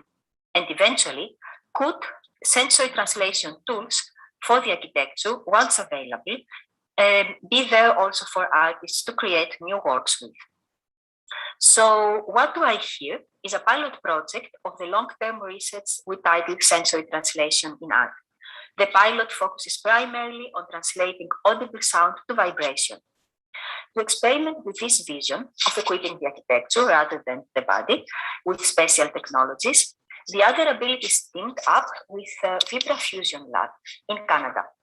7 more artists and designers were invited, alongside engineers, an architect, and a composer, to experiment with this vision, with this idea. There are currently 3 teams based in the Netherlands, Boston, and in Ontario, Canada, as well as 2 individuals from Israel, working towards 7 prototypes. Now, let me briefly show 2-3 prototypes with a short description. What you see is a floor tile, which was the first one developed for people to walk, sit, or lie down on. This prototype is made of wooden plates, different acoustic forms, and 4 tactile Vuser speakers, or Vuser tactile speakers. This floor can be used in several ways. All speakers can play the same sound, or we can create a drawing in space and send different sound files to the different speakers. Here you see the piping prototype, a wall element designed to lean against. It is made out of metal pipes of different diameters and Vuser speakers, and it is surrounded by pillows filled with buckwheat, which acts as a soft conductor for the vibrations. The prototype started as an experimentation of using Vuser speakers together with strings, and it evolved into a prototype that allows one to create a landscape of felt sound with different depths and contrasts of vibration. Here you see the porcelain tiles. They come in 2 shapes, flat for high frequencies and 3D hollow shapes for lower frequencies. This prototype allows one to study how the body can absorb and make sense of vibrations from extended surfaces such as walls or sitting surfaces. The aim with this prototype is to spread different sound sources in different configurations over a surface in order to present complex sounds in a spatial manner. In the slideshow, you will see also more prototypes, but I will not be talking about them. Please ask me afterwards. Now, individual artists were invited in 2020 to join the research project due to the specific expertise, interests, experiences of each one, which were relevant for the vision of the project, and also due to the fact that everyone had worked with tactility before. The plan was to work from April 2021 locally and to communicate with one another remotely, so in the different cities. And in July, everyone would go to Canada to work together in residency at the Cultural Center, Center 3. There, in Ontario, Canada, the results would also be shown to the public. Deaf people from Vibra Fusion Labs network would be around for feedback, and there was access to scientific research infrastructure, the live lab in particular, for testing. Now, the vision was of intense interaction, mingling, feedback, and collective work, which the residency of everyone at the same time at Center 3 would facilitate. Due to Canada's strict anti-COVID-19 travel restrictions, the residency at Center 3 had to be cancelled. Instead, a shared studio was rented out in Amsterdam, where where the largest team is working, and the overseas teams flew in separately for short periods. An exhibition space, as well as contact with the local deaf community, had to be set up from scratch. The intense coexistence of the working team was largely adjusted to the rhythm and commitments of people, bound also to the home and to their home and sometimes also work obligations. And these changes from Plan A to Plan X took quite some practical and mental adjustment. With Aldi, we debated a few times on whether the change of space and time conditions of people's fragmented availability turned aspects of the process from collective to collaborative work, and what consequences this had for the outcome. What collects in a collective? Asks Stefano Hane in the introduction to the edited volume Spaces of Commoning, Artistic Research and the Utopia of the Everyday. To be brought, and I'm quoting Hane, to be brought together in study is to let oneself be collected. It is the act of allowing oneself to be collected. This is the act of study, end of quote. Hane refers here to the study of the case studies in the book. For my interests, I would replace the verb to study with the verb to research and maintain Hane's point with regard to the collective art and design research in What Do I Hear?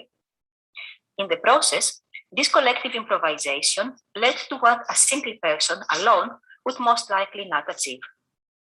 To be brought together and to research and work, and I will quote here Hane again, is to let go of one's collected self. It is to be neither calm nor collected. It is to allow oneself to be uncollected, unclaimed by oneself, awaiting collection. It is to feel the unsettling movement of coming together in study with others, of allowing oneself to be decollected in collection, in this collection, end of quote. And briefly, in closing, I would like to talk about tools in architecture and go back to the idea mentioned earlier of exchanging the wearable tech tools, so the wearable technologies carried on the body with tools embedded in the architecture, in order to avoid the differentiation and exposure of those who cannot experience art without assistive devices. One might wonder whether there is a substantial effect when we transfer the technological prosthetic devices from the body of a human to the architecture of a building. One might remember here Mark Wigley in his early work about that architecture itself is as much a prosthesis to the human body as any prosthetics. From architecture as prosthesis to wearable medical prosthetics, all prostheses to the body, and I quote him, do more than simply extend the body. Rather, they are introduced because the body is in some way deficient, defective, or insufficient, end of quote. One could then argue that architecture as prosthesis is even more overwhelmingly disciplining the body than any wearable prosthetics are, because humans are more conscious of the effect that visible wearables on their bodies and on the bodies of others have, rather than of architecture's effect on the human body. So what would be the implications of these thoughts for the vision of what do I hear? Are we latently disabling all visitors who might be using spaces equipped with tools for artificial transsensory experiences? Not necessarily. With this project, we do not speculate that by changing the place of the technical equipment, we might make the difference for how able-bodied and disabled humans will feel among themselves. Rather, we focus on something that the meeting of design and disability has shown us that it can happen when one experiments with alternative approaches to the tools and technologies we use as humans. If we use tools differently, we might shift how our human brain perceives and processes reality. As art and design professionals, by changing the tools or our use of the tools, we might move towards changes in the perception of disability rather than the other way around. Thank you very much for your attention.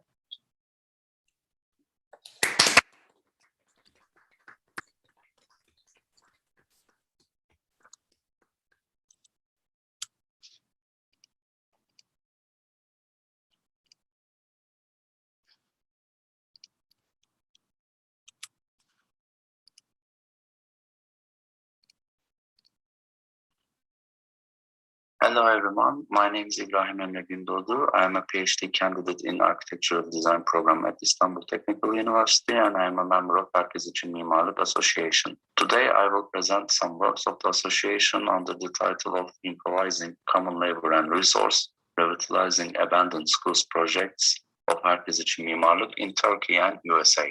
Since the early 2000s, many village primary schools in Turkey have been closed with the argument that allocating resources is a burden due to the shortage of students, and the students of these schools gathered in the central village or district schools.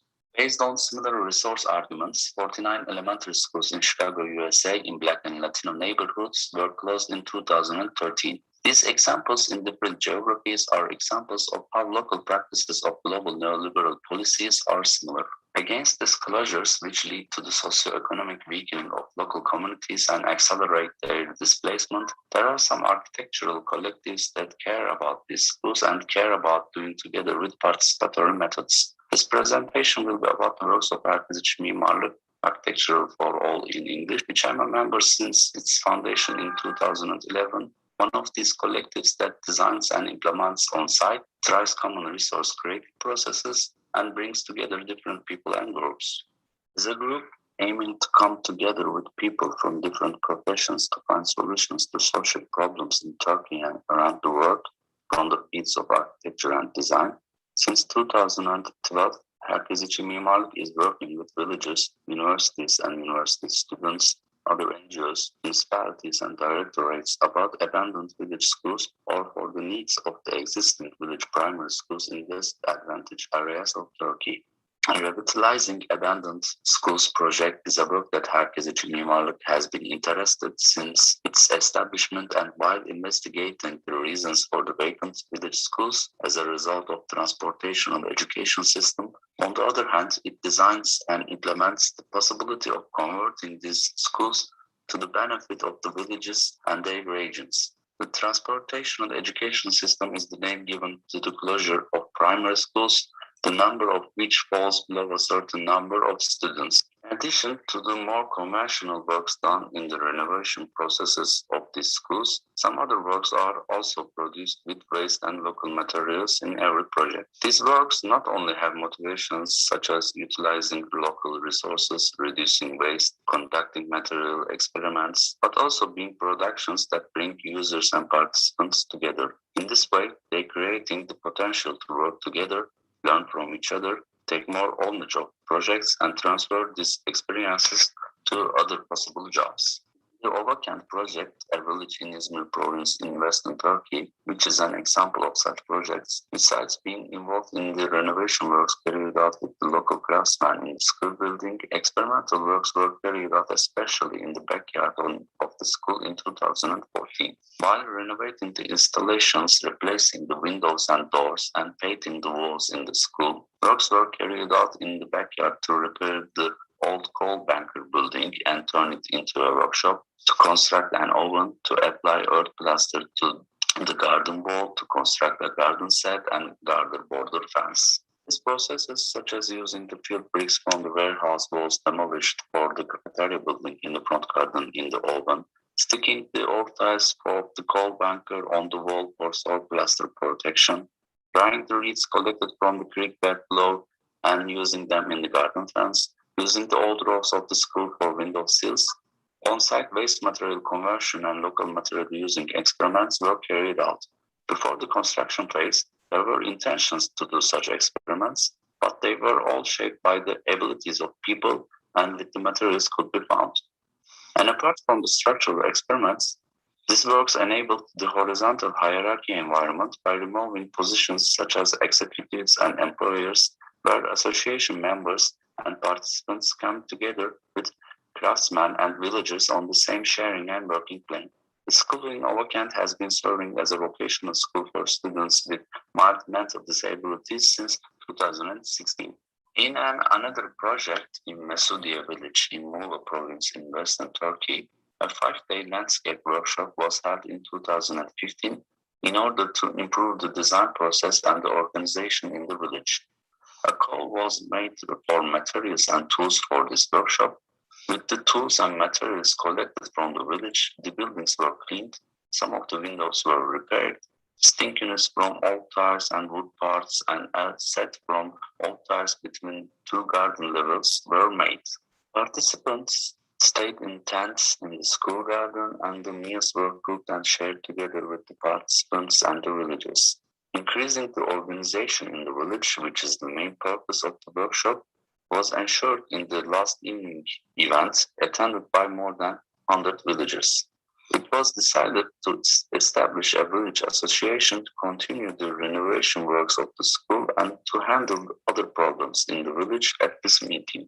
Example of Mesudiye has set an example in that a small and short-term activation can trigger larger collective intentions. Along with the abandoned school projects, Herkes için Mimarlık also carries out studies for the needs of existing village schools. In one of these projects in Pembeviran village in Diyarbakır province in southeastern Turkey, a playground and a garden were produced for the village primary school. In the project, which was conducted with Mardin Artuklu University and Izmir Metropolitan Municipality, the waste material warehouses of the municipality were visited. A large swing, a playgroup unit with 4 slides, an open assembly area, a vegetable garden area, a gabion set for open classroom with stones collected from the village, and among those units a play track was built. Waste materials were processed with the help of craftsmen in a workshop in Izmir, then taken to the village and assembled in the construction workshop with university students. During the implementation, participants stayed in the village and the villagers provided accommodation and meals as well as being involved in the work. The university partnership in this project, in addition to being in contact with the education field, has strengthened the local contacts by working with a partner close to the project area and made enabled to produce solutions in cases that cannot be reached due to the being far away. Municipality partnership has also ensured that waste material can be recycled in new ways and that material and workforce opportunities can be utilized for a place in need. A study that is similar to Herkes için Mimarlık's works in Turkish villages in terms of subject and approach in the urban area and in another geography, thus enabling to deal with issues on a global scale, was carried out at Anthony Overton Elementary School, which is abandoned in the Bronzeville Village neighborhood of Chicago, USA. Anthony Overton Elementary School, which is the subject of the study, is one of the 49 public schools closed in Chicago in 2013. These schools, all in Black and Latino neighborhoods, were closed by Chicago Public School Administration with the argument that they were underutilized. E.L. Ewing states that this argument, with neoliberalism's imposition of competitive measurement systems on the education field, schools with low scores as a result of controversial measurements were closed due to their inefficiency, and these schools and their students fell into the hands of the profit-oriented market. Akquisition Mimarlık was involved in the work of Borderless Studio within the scope of the biennial to bring Anthony Overton Elementary School back to the neighborhood life. During the interviews held in the field in July 2019, Akquisition Mimarlık tried to learn the past and the present of the neighborhood through the stories of cooking, recipes, and consumption.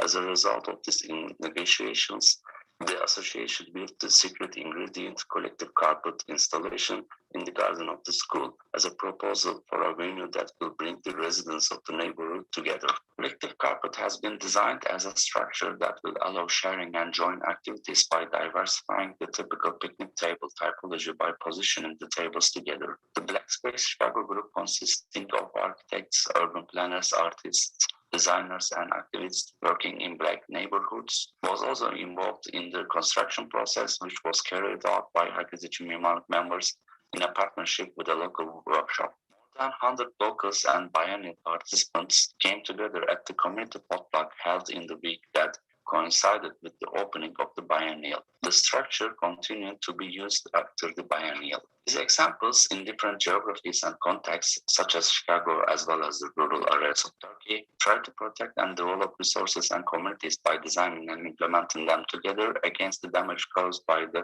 similar practices of neoliberal policies on social relations. While doing this, it exemplifies the collectives that care about the act in solidarity on a global scale. That's the end of my presentation. Thank you for listening.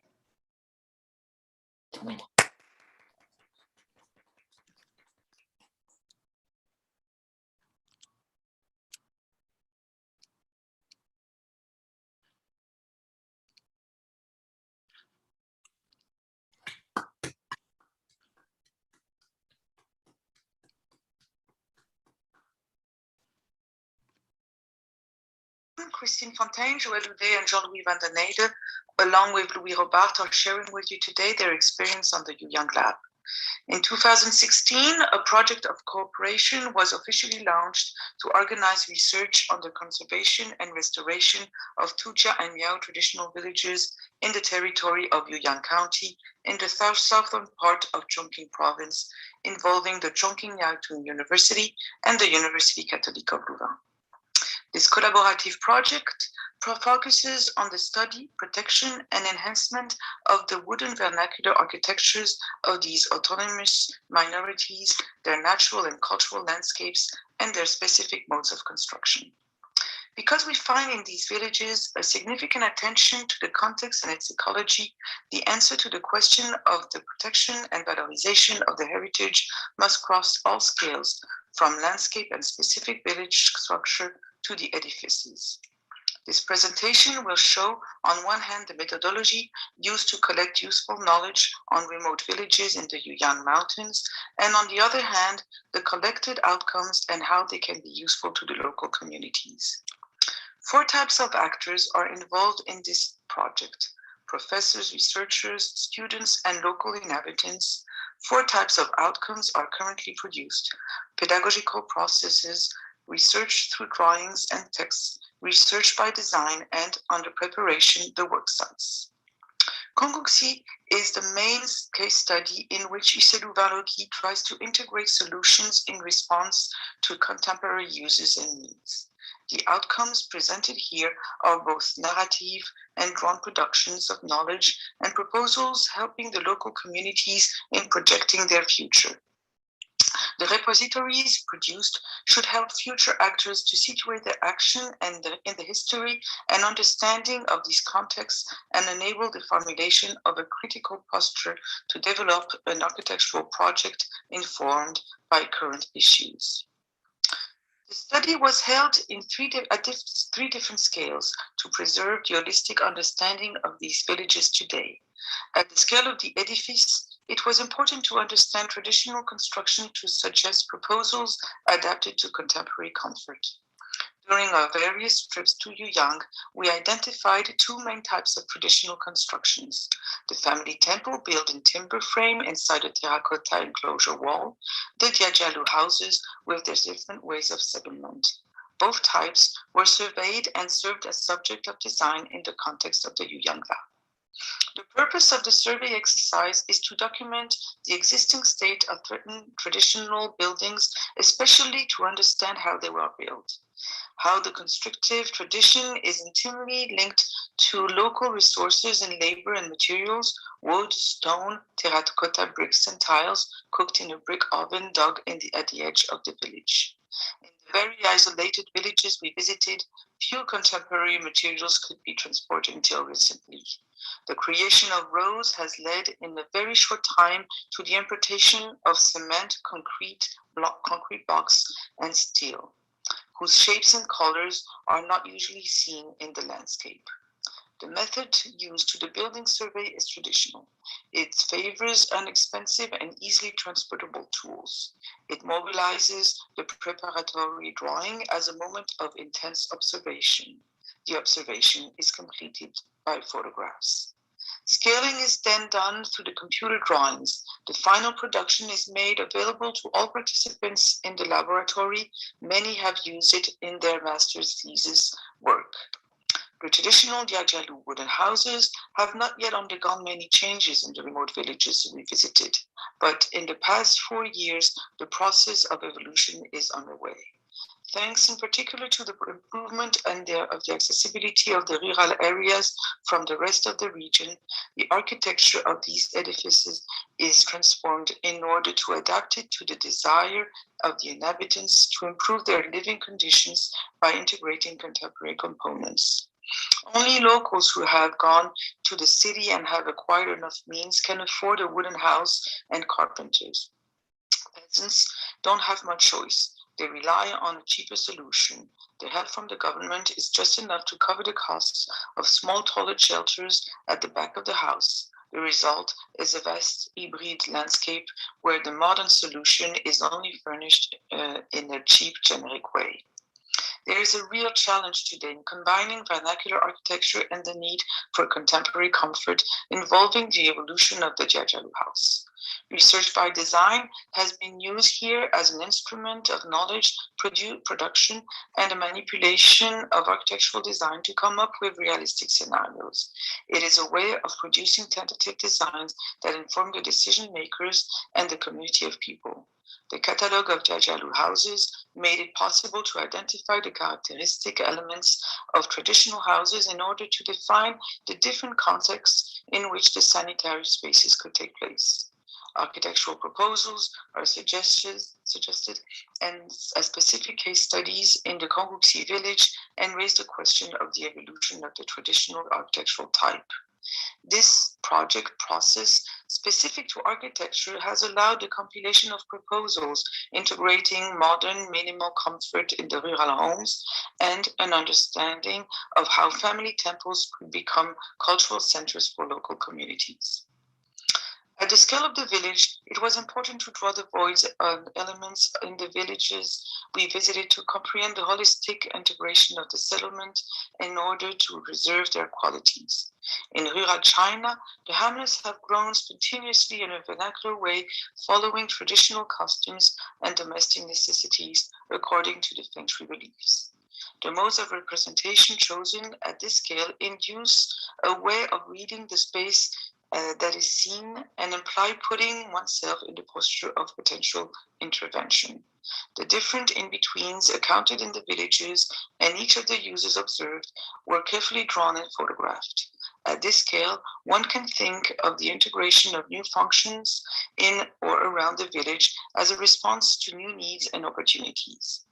Over the last years, the most radical change we have observed in the disappearance of small utilitarian buildings such as pigsties, tobacco, and vegetable dryers at the edge of the village. The plan of the interstitial spaces in Konguxi made it possible to reveal more than 30 secondary buildings within the village fabric, describing how important the outer spaces are in terms of uses. production, and social interactions.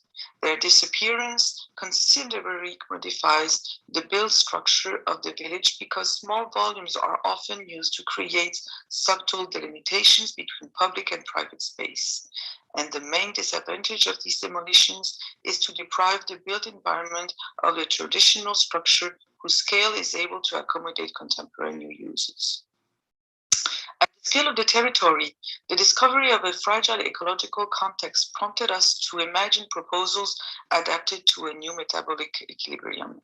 When one walks through the remote areas of Yuyang, one feels sequences between two coexisting worlds.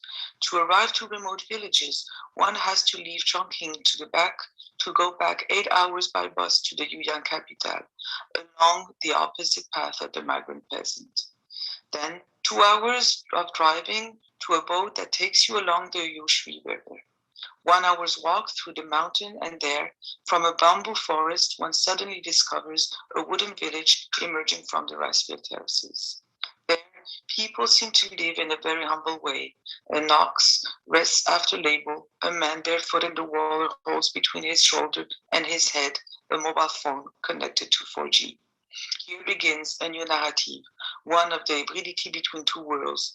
Here, even if modernity interacts within these remote villages, humans and non-humans still live in a daily cycle of activities essential to the survival of the community, including little by little modern elements in their cycle. Proposing scenarios to update the daily life of the inhabitants without perturbing the fragile equilibrium between nature and human settlement might improve the appreciation of these villages by new and former inhabitants coming back from the city. Recently, since the rural exodus, the government encourages the people to stay locally and develop new local economies. This also means a change of strategy that is not a top-down project, but a bottom-up process of working with social workers and architects. Here, the Yuyang Lab has adapted its methodologies and explores different investigative modes inspired from anthropology, journalism, and photography. Catalogs of pictures, videos, but also experimental drawings. We recorded songs, dances, and few people still speaking Tujia language. We are collecting films illustrating construction work sites conducted by some of the last traditional carpenters. Our archive also includes an extensive catalog of tools and their explanations. From observing ecology and traditions, the Yuyang Lab tries to offer scenarios integrating contemporary economy and modernity. The scenarios support the will of the local communities to return to some ancestral ways of cultivating the land while adapting it to certain aspects of modernity.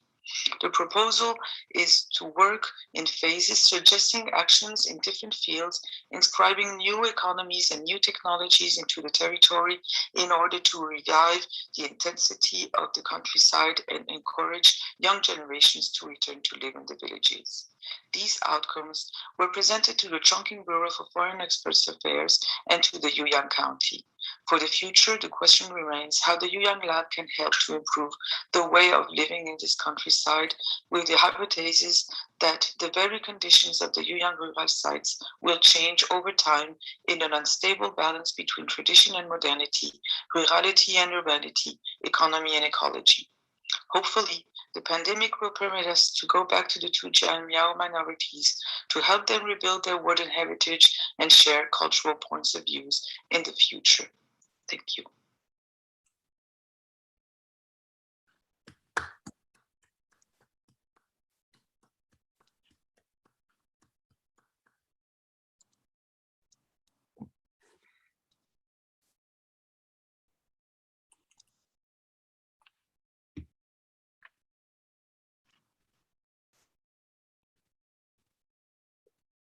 Okay, I think we're going to have a break now.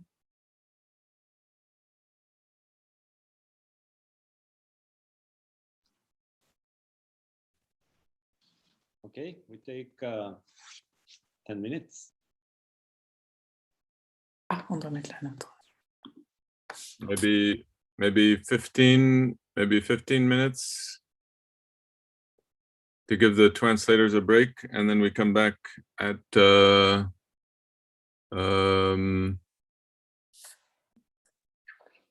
well, here it would be 16:30. There it would be 13:30. Okay, David. Take a rest. Is that okay? Okay. Okay, and then we come back for the Round table. for the round table. Thanks for the presentations. We will comment. Yes, and don't hesitate in the meantime to send your comments to the chat, so that if you're not immediately online, you can also send your comments to the chat, and they can be discussed in 15 minutes.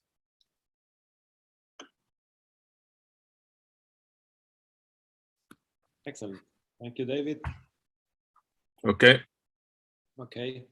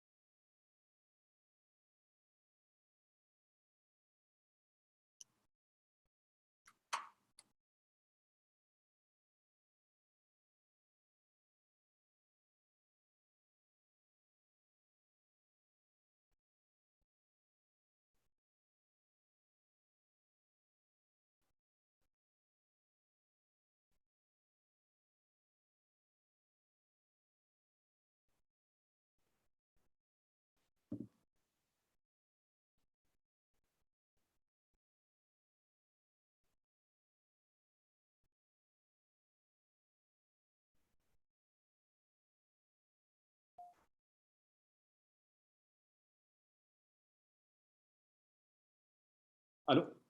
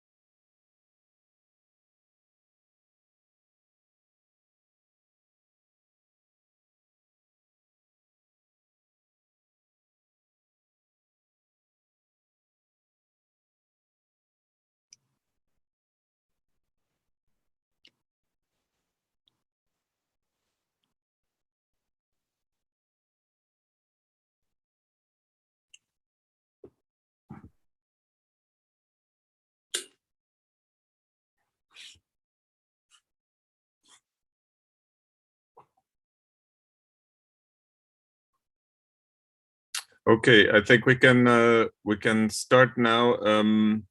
It's time for me to pass the floor to Mark and to Anna and to Penelope to moderate this session of questions and answers. We have until about a half an hour, something like that. So anybody who wants to ask questions can ask questions by the chat. I'll ask Penelope and Mark and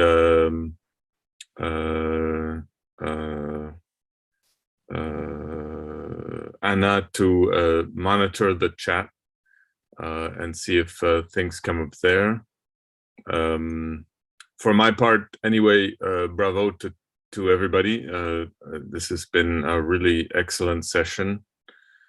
and we're very happy about everything that's been presented. But now we have to leave the floor to other people to ask questions.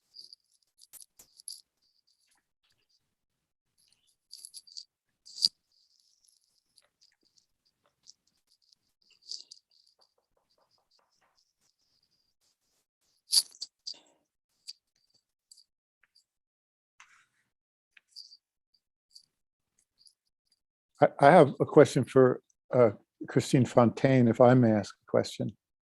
Of course you can. Okay. Christine, in this village in China, I couldn't tell from the photographs, but there's electrical power there, yes? Yes, they have electrical power. Yeah. But the water comes from the sources above the village. So the way the villages were settled, they depend on sources that are upstream. And this is the way the Feng Shui actually inspires the way the settlement is done. But the electric power was done, the powerness was done quite a few years ago, but with the generic budget, the fundings that the government gives to those remote areas covers just actually the electrification and the lightness of the villages, and the pavement, a kind of pavement that goes through the village, and few toilets, little cabans that are done. And this is just the funding just permit those very rough and minimum comfort for the village. So it's not much, and architects are usually not involved. So it's just that some entrepreneurs come and respond to just for this minimum fundings to this minimum comfort. So we come with the idea of responding with ideas of integrated architecture. And we were just about to beginning some work sites just before the pandemic. So we are just not as happy as all you guys. And we envy most of you who had the chance to be on site and build with the locals, which is the next step we couldn't make until now. And the decision to use a water flush toilet, that was made by someone else, or that was your choice? So we were asked actually by the locals to imagine how to integrate the toilets in the traditional houses, because for the moment, the way it's done is that those concrete blocks additions are done on the side of the house, but there were ideas to integrate and to imagine how to develop, to mutate the typology of the house to integrate those functions. But some observation we done on site, we have seen some integrated toilets already that were done inspired by the locals, but most of the time the toilets are in some cabins on the side of the houses. Yes, some are because the porcherie, the pigsties, the pigsties are next to the houses, and our idea was to integrate those new toilets and bathrooms and kitchens in those pigsties instead of demolishing them. So we came with some ideas that inspired some locals, but we couldn't really get on site to develop them with the students. But I mean, I suppose composting toilets are possible, but I'm just it's a technical question about the choice of the kind of toilet. The kind of toilet they have, then they have flushes, and then it goes in the river. But for the moment, they are also imagining. So we suggested some lagoonage to some extent for the used waters, And so we did also some research and give some tips to the locals to imagine how to reconvert some of the landscape in response to this question of used water. But they also have those integrated bacteriologic lagoonage at the end of the houses that they are now putting in to not pollute downstream the waters that they are producing, the used water they are putting in the river. I mean, it seems like composting toilets could get rid of a lot of the problems. Yeah, but for the moment, some of them, so they use actually the pig's trees excrements for the agriculture. Right. But unfortunately, some of the pig's trees were not settled in the right position, and they poisoned also the water, nappe phréatique, the drinking water. So they had to get rid of some of them. Well, they are losing more and more some of the knowledge that the ancients had. So this is why also it was urgent for us to pick up some good practices that were still in uses and that are oral and that are disappearing actually. To learn from them as they could learn from us. It was really an extremely interesting way of being on site and learn from each other's know-how. Well, I was really very impressed by how gentle and inclusive the project is. That both of that seems, and inclusive, I mean from territory to toilet. Mm-hmm. Yes, exactly. All of that, and the old ways and the new ways. And it just seemed like a very gentle operation that you're making that asks what I understand to be the central foundational question of architecture, which is how shall we live? Mm-hmm. And it seems that that's the question that you were asking over and over again, is how shall we live? How shall we live? And in this place, at this time, yeah. The danger actually was that when we arrived there, we were so stuck with the beauty of the place that we wanted to keep it all the same and protected. But actually, we had to force ourselves to say, no, they have the right to have access to modern commodities and comfort. And so that was the challenge. Yeah. How did you imagine the mutation of those areas? Thank you for your comments. Armel has a question. I think it's for Christine and Joël. Do you know if any of the locals attempted to build one of the integrated toilets that you, the students, designed? You may already have answered this. I'm not sure.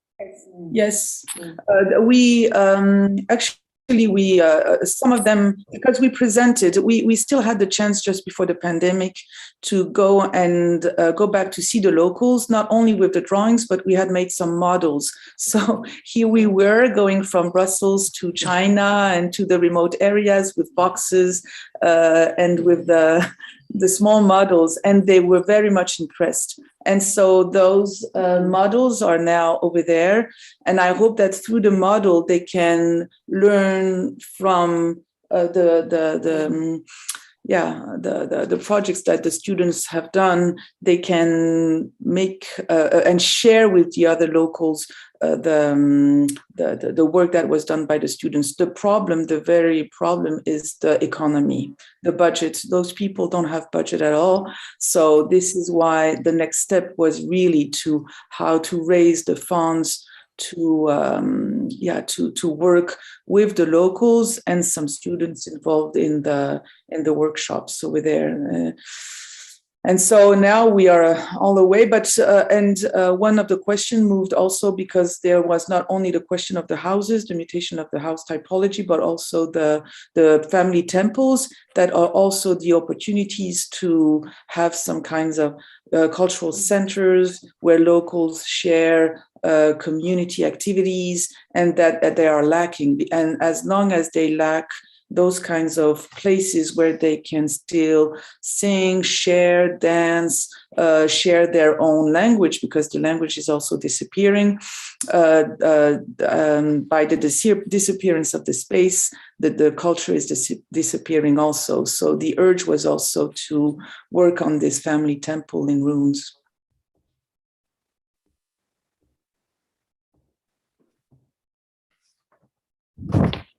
Mm-hmm. Yeah, I can show we can show Armel some models, share with her. I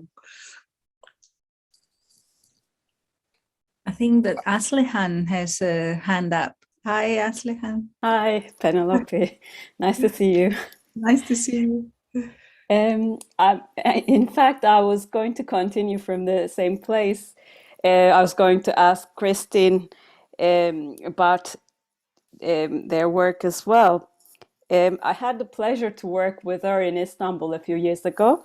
So I know the meticulous methods that you use on the site or on field, that how you work, how you draw and produce those wonderful drawings. I still keep them. So I was wondering, I mean, all this process the process has a large amount of time for this part of understanding the place. That's quite impressive, actually.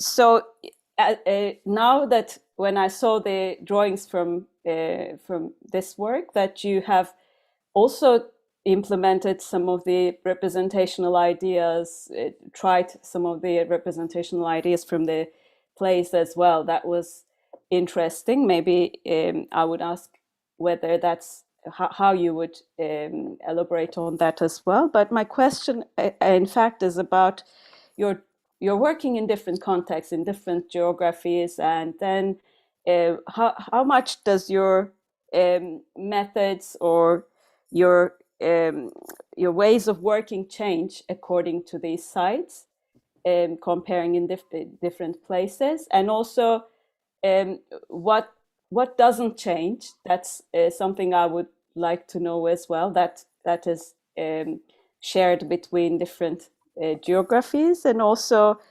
if there are any things that you take home, what would that be? I would wonder that as well.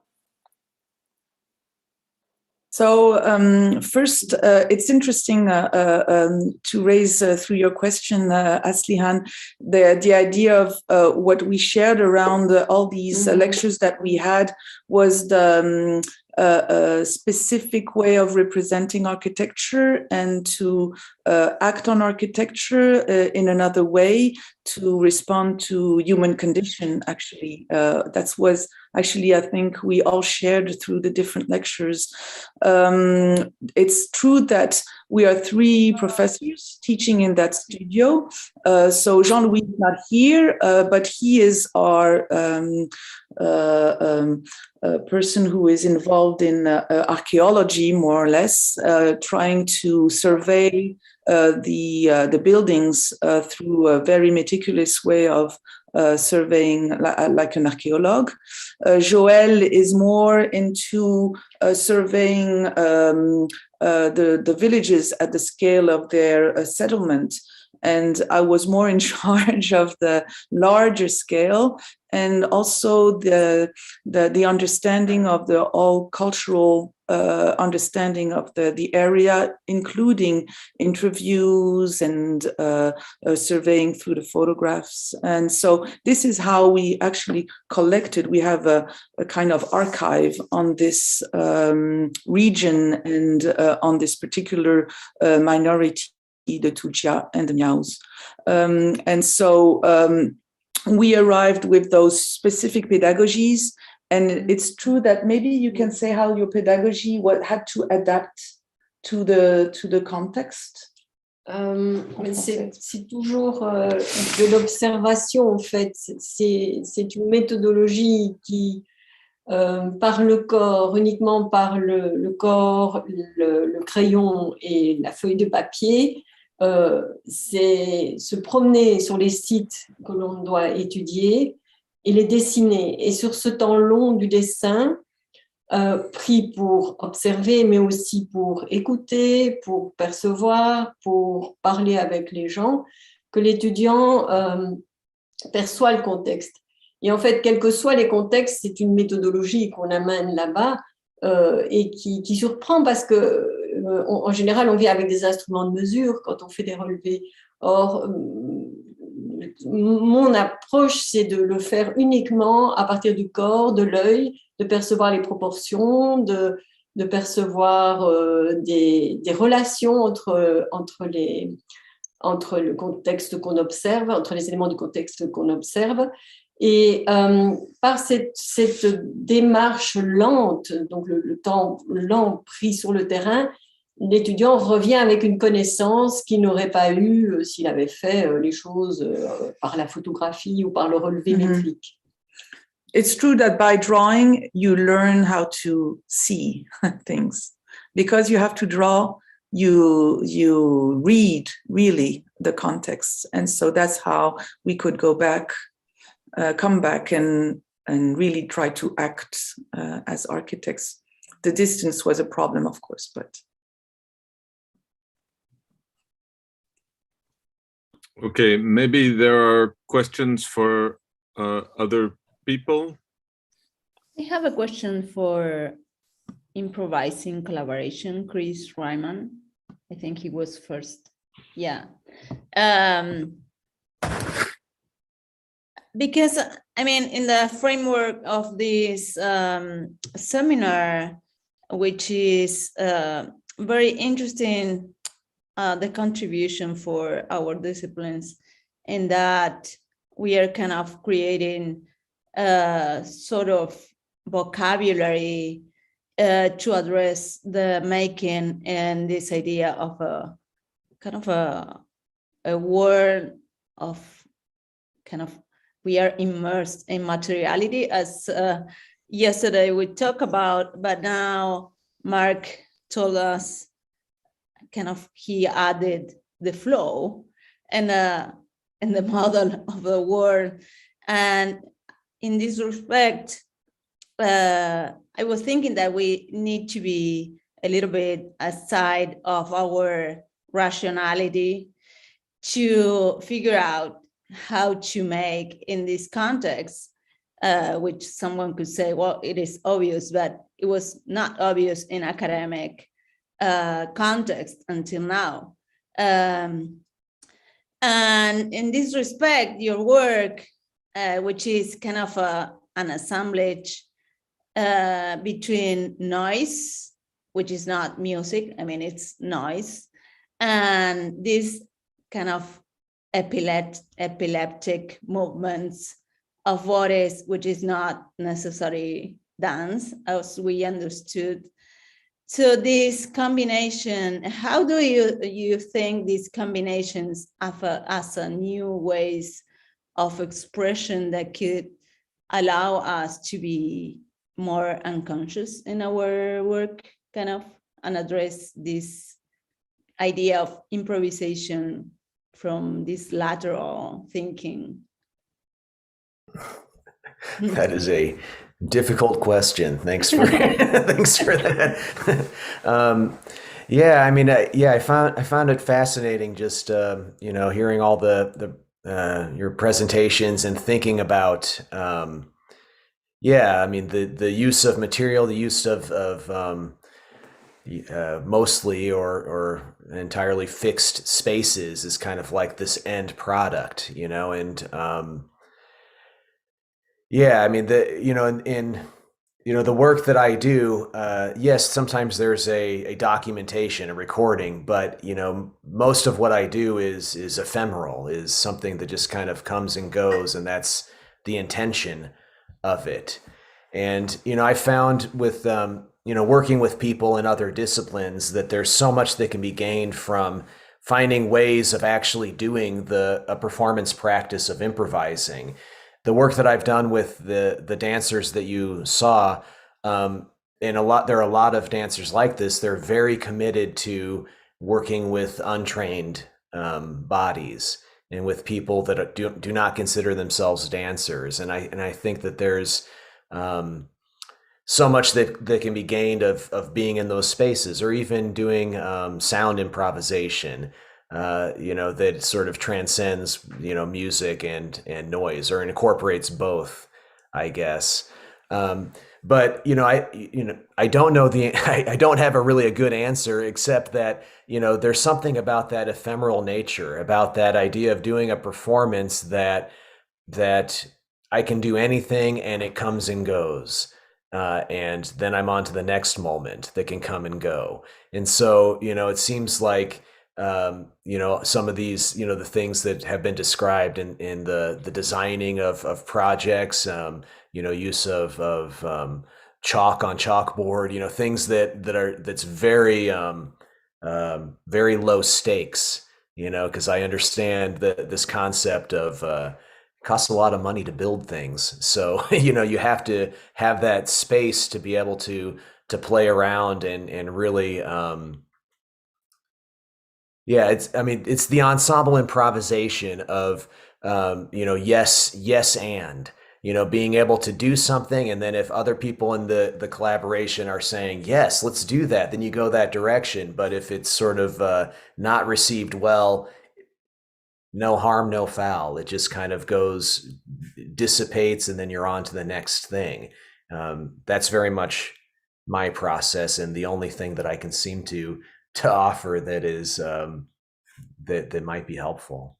I don't know if that's even remotely answering what you're asking, or getting at all what you're what you're asking. I'm improvising my answer now too. So. Well, I mean, this entire conversation is a mass improvisation. I don't know what the next word out of my mouth will be when I'm talking to you, and none of us do. And that's so easy and so effortless. So it's always been a strange thing to me that if we're asked to improvise in something other than what we're doing right now, like talking, it becomes so, you just tend to block up. It becomes a difficult task you have to learn how to improvise, but we do it constantly all the time. It's a constant stream of invention and bouncing in any conversation. So that's a kind of weird question, like, why is that so easy, and why is other improvisation seem so difficult when we know we're good at it? I actually have a follow-up question in regards to improvisation, and for you, Mark, and also Chris, in regards to the issue of improvisation. And I think the thing that you talked about of perhaps making mistakes or not knowing, and the value in not knowing. And that reminded me of this thing that I found once when I heard it, quite fascinating. Holt Tukai from Cannes, the group Cannes. I don't know if it's an old rock group, German rock group, but he talked about how when they first started, they didn't know how to play their instruments very well. And he really valued that, because the type of music that they were creating was completely unexpected and was something new. And you talked about this value of not knowing and playing and experimenting. And I was wondering whether then there is a point where that lack of knowing starts changing and becomes skill, and the kind of knowledge that is gathered becomes something that is an expertise, and whether when that happens there is something that is lost. Like, how do you experience that process of the playfulness and the pleasure of not knowing, when after a while, like you, Chris, working with this group, where there was a point where you all knew what would happen next and there were patterns that were developing? Was that a positive change, or was it considered as something that might have been then losing some of the freshness of the other previous condition? Yeah, I mean, that is like one of the central issues, and something I spend a lot of time thinking about in doing work like that is, you have to rehearse, you have to get together, you have to prepare a performance. And I mean, that's one of the worst things, is like, being in that space and doing the same thing a few times, especially if you have to like coordinate with other people, you know, lighting, sound people, whatever, you know, it's like it starts to become scripted.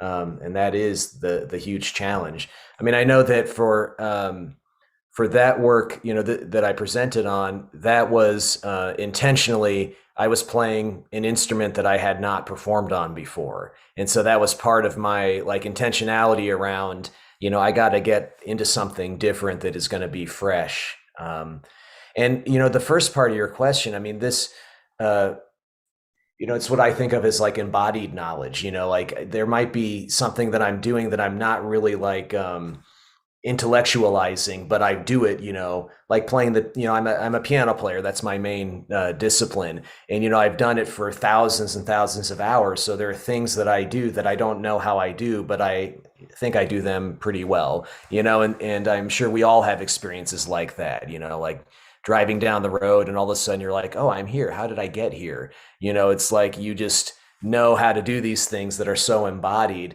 And also, you know, there are like, it's like this balance, you know, I'm a trained piano player. I'm also a professor of music. So I have to kind of like know how to play the instrument, you know, to work with my students. And, you know, in music and art, there are very low stakes. You know, I can do something very, very undisciplined and very outside of the box. And, you know, a building isn't going to fall down on someone.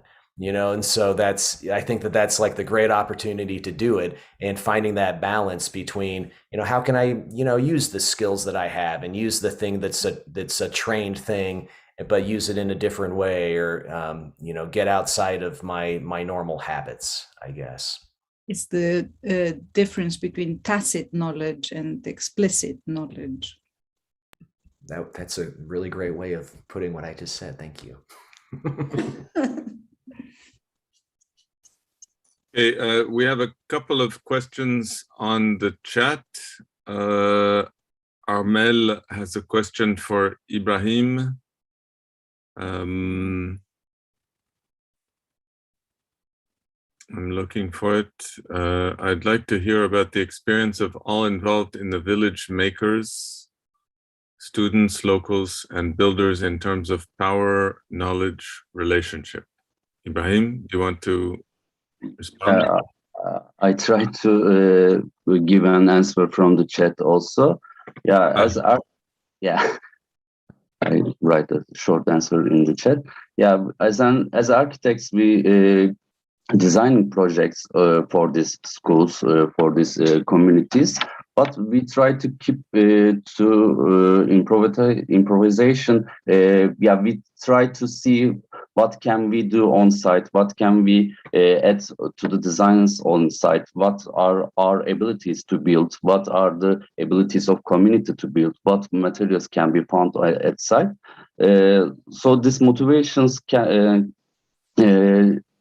these motivations will make opens the space for us, for as architects, for volunteers, for villagers, or for construction craftsmen to share their knowledge with each other, and to find new solutions with in those groups with each other. Maybe I can say something like that. Thank you for your question.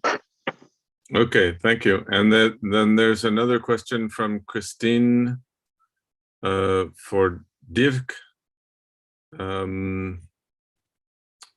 don't know if Dirk, you saw the question. The work of Giotto being realized before the perspective shows a very particular way of representing architecture and the background landscape. Have the students grasped these modes of representation or invented new ones and then extended it in the conventional context of the school? Yeah, well, Christine, that's an excellent question. We worked with that because in the preparation of the study of these architectural constructions, we came across a book that was published in the 1940s, I think 47, by a Czech scholar, Jaroslav Pešina, and he really try to reconstruct the architectures in the frescoes of Giotto by really interpreting them and making perspective constructions with focal points. And of course, things don't work because Giotto wasn't working like that. So we had to go in another way. And it's actually very interesting because it also opens you to the fact that the way in which Giotto is creating perspectives is not necessarily a kind of more primitive way than the mathematical perspective, but is as much a kind of construction that helps him to view a building in another way and to present like two parts of the building or two sides of the building, which logically for us, used to mathematical perspective, is an impossible way to see.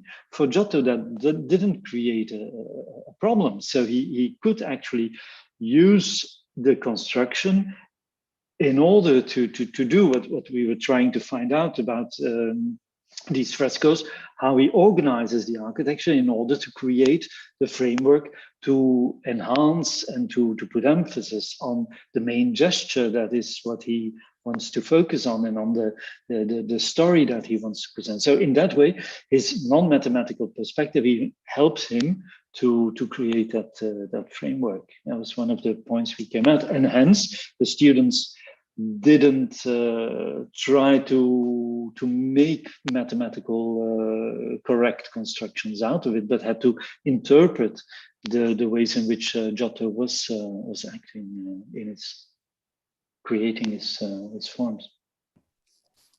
I have a question. Oh, sorry. No, go ahead. No, please. I had a question about how the erasures were done in the Giotto paintings. That the human beings are removed, the clothing on the human beings are removed, the landscape is kept, but then other things like furniture and curtains, those are also removed. So it seems that the definition of what counts as architecture is reduced just to we could say the kind of structure and the surface of the structure. So that was very interesting to me, that things like curtains and furniture, for example, would be removed, and but the landscape would be kept. I'm just wondering if you could speak about how conscious or unconscious those choices were. Well, yeah, good question. As for the furniture, we left in quite often the furniture, specifically in those cases where the furniture had a role, was actually acting as the architectural framework, as what the architecture was doing. And so some of the furniture was necessary, like mostly we left the furniture, like the banks, the crib, the pedestal, and so on, because they have a function in the framing of the gesture or explaining what is happening in the scene. Of course, by taking away the figures, we had to, or the students had to, kind of think about the architecture, what kind of trying to complete what was like, and in some parts, in some frescoes, there was quite a lot of parts missing from the architecture. So they had to invent the building in order to create a complete building. But of course, our aim was not only showing the architecture as such, but also understanding how this architecture was working in order to go back to the gesture and then understand better what the architecture was doing with respect to the gestures. So it went really both ways. And one other thing that I wanted to say was that I was not reminded of modernism in any way, in the slenderness, for example, that you mentioned. I was reminded more of Roman frescoes and Roman paintings. with this completely strange and impossible thinness, but also more explicitly of De Chirico, that the architecture was more like a De Chirico or more like surrealism than rational modernism. And I wonder whether anyone else in your group had the same impression, or whether there was more of a focus on modernism as the means of interpretation. No, actually, there came lots of different things came up. We looked both at formal references, also in art, like Per Kirkeby came up, of course, and so it was not something which was exclusively to. I just picked now very briefly one out, but we looked at other references also in painting. So how this tradition of framing a gesture, the welcoming gesture, which was for one of the students very, very important, came back then in Flemish paintings, both Renaissance and more 20th century, but not modernist tradition, like Van der Woestijnen. And I forgot something. We also, no, there was a second part to my answer that I now skipped. Oh, wait, let's come back. Hi, Dirk. Nice to see you again. Hi, Penelope. Hi. I really enjoyed your. Yes. I really enjoyed your talk, and I hadn't realized that you had done this work, but I have done something very similar recently with some other medieval illuminated drawings in illuminated manuscripts of translating the architecture into a 3D form. In my case, we kept actually the distortions or tried to translate these distortions, the flattening of the depth or the skewed lines of the perspective, and try to actually recreate a three-dimensional representation that was true to the distortions that appear in the image. But the thing I wanted to ask is what exists within medieval illuminations, but also in these representations by Giotto, but other like Fra Angelico as well. In like there is this scale element that the buildings are usually much closer to the body, and they often feel as if they are an extension of the body, as if they are an extension of the furniture, but also of the clothes, and they become also. I have found somewhere where the way that architecture is presented in representations like this is as if it's an architectural portrait. Sometimes the figures within the architecture relate to specific buildings, and so the representation becomes an architectural portrait. This idea of the building becoming a representation of a certain individual is quite interesting.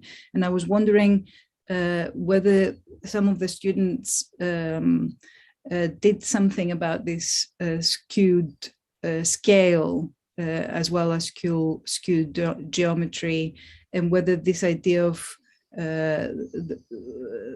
the figures and the architecture and the relationship between the two, the close relationship between the two, was something that was brought forward at all. Yes, because of course you have this scaling of the architecture. Often the architecture is too small in a realistic way, with compared, so the figures become much bigger. One of the students was working with it. He actually took some gestures out of some of the frescoes, and then brought these gestures together in a scene that was then created with an architecture that reflected on more contemporary buildings that were like fragmented in the same way as a Giotto building. but then referred, for instance, to Aldo Rossi, or like the Galleratese fountain, which of course has this kind of very basic structure, the cylinder, the triangular shape of the prisma on top of it. So referring to another kind of other period references, but also working with this scale element where the fountain, which actually also happens in the drawings of Rossi, for instance, where these things also suddenly change scales and from urban elements become domestic elements. So this was very interesting, and one of the students has been working with this scaling of other elements to reframe a Giotto gesture in contemporary terms. By the way, I would be very interested to see an image of or a couple of things of your exercise with the students. So please send some. I will. Great, thank you. Okay, I would just like to intervene because we're well over time now. Thank you to everybody, and I think we have to take a break. Maybe we'll take a break for an hour so that everybody can eat lunch or dinner as they wish. And then we'll come back at, in European time, it will be 18:20. In Chilean time, it will be 14:20. And so we'll be very happy to find you all or anybody who can come back to this meeting. And we'll have a short session this afternoon because we don't have that this evening or afternoon because we don't have that many people. And then we'll have a final session, which I think is going to be very interesting. Starting with Jili Tarangolu, and I hope everybody will be back at that time. Okay. Thank you. Thank you all, everybody. Thank you for the invitation, and I think this is great. Thank you. Thank you for the presentations. Thank you, Mark. Pleasure to be here.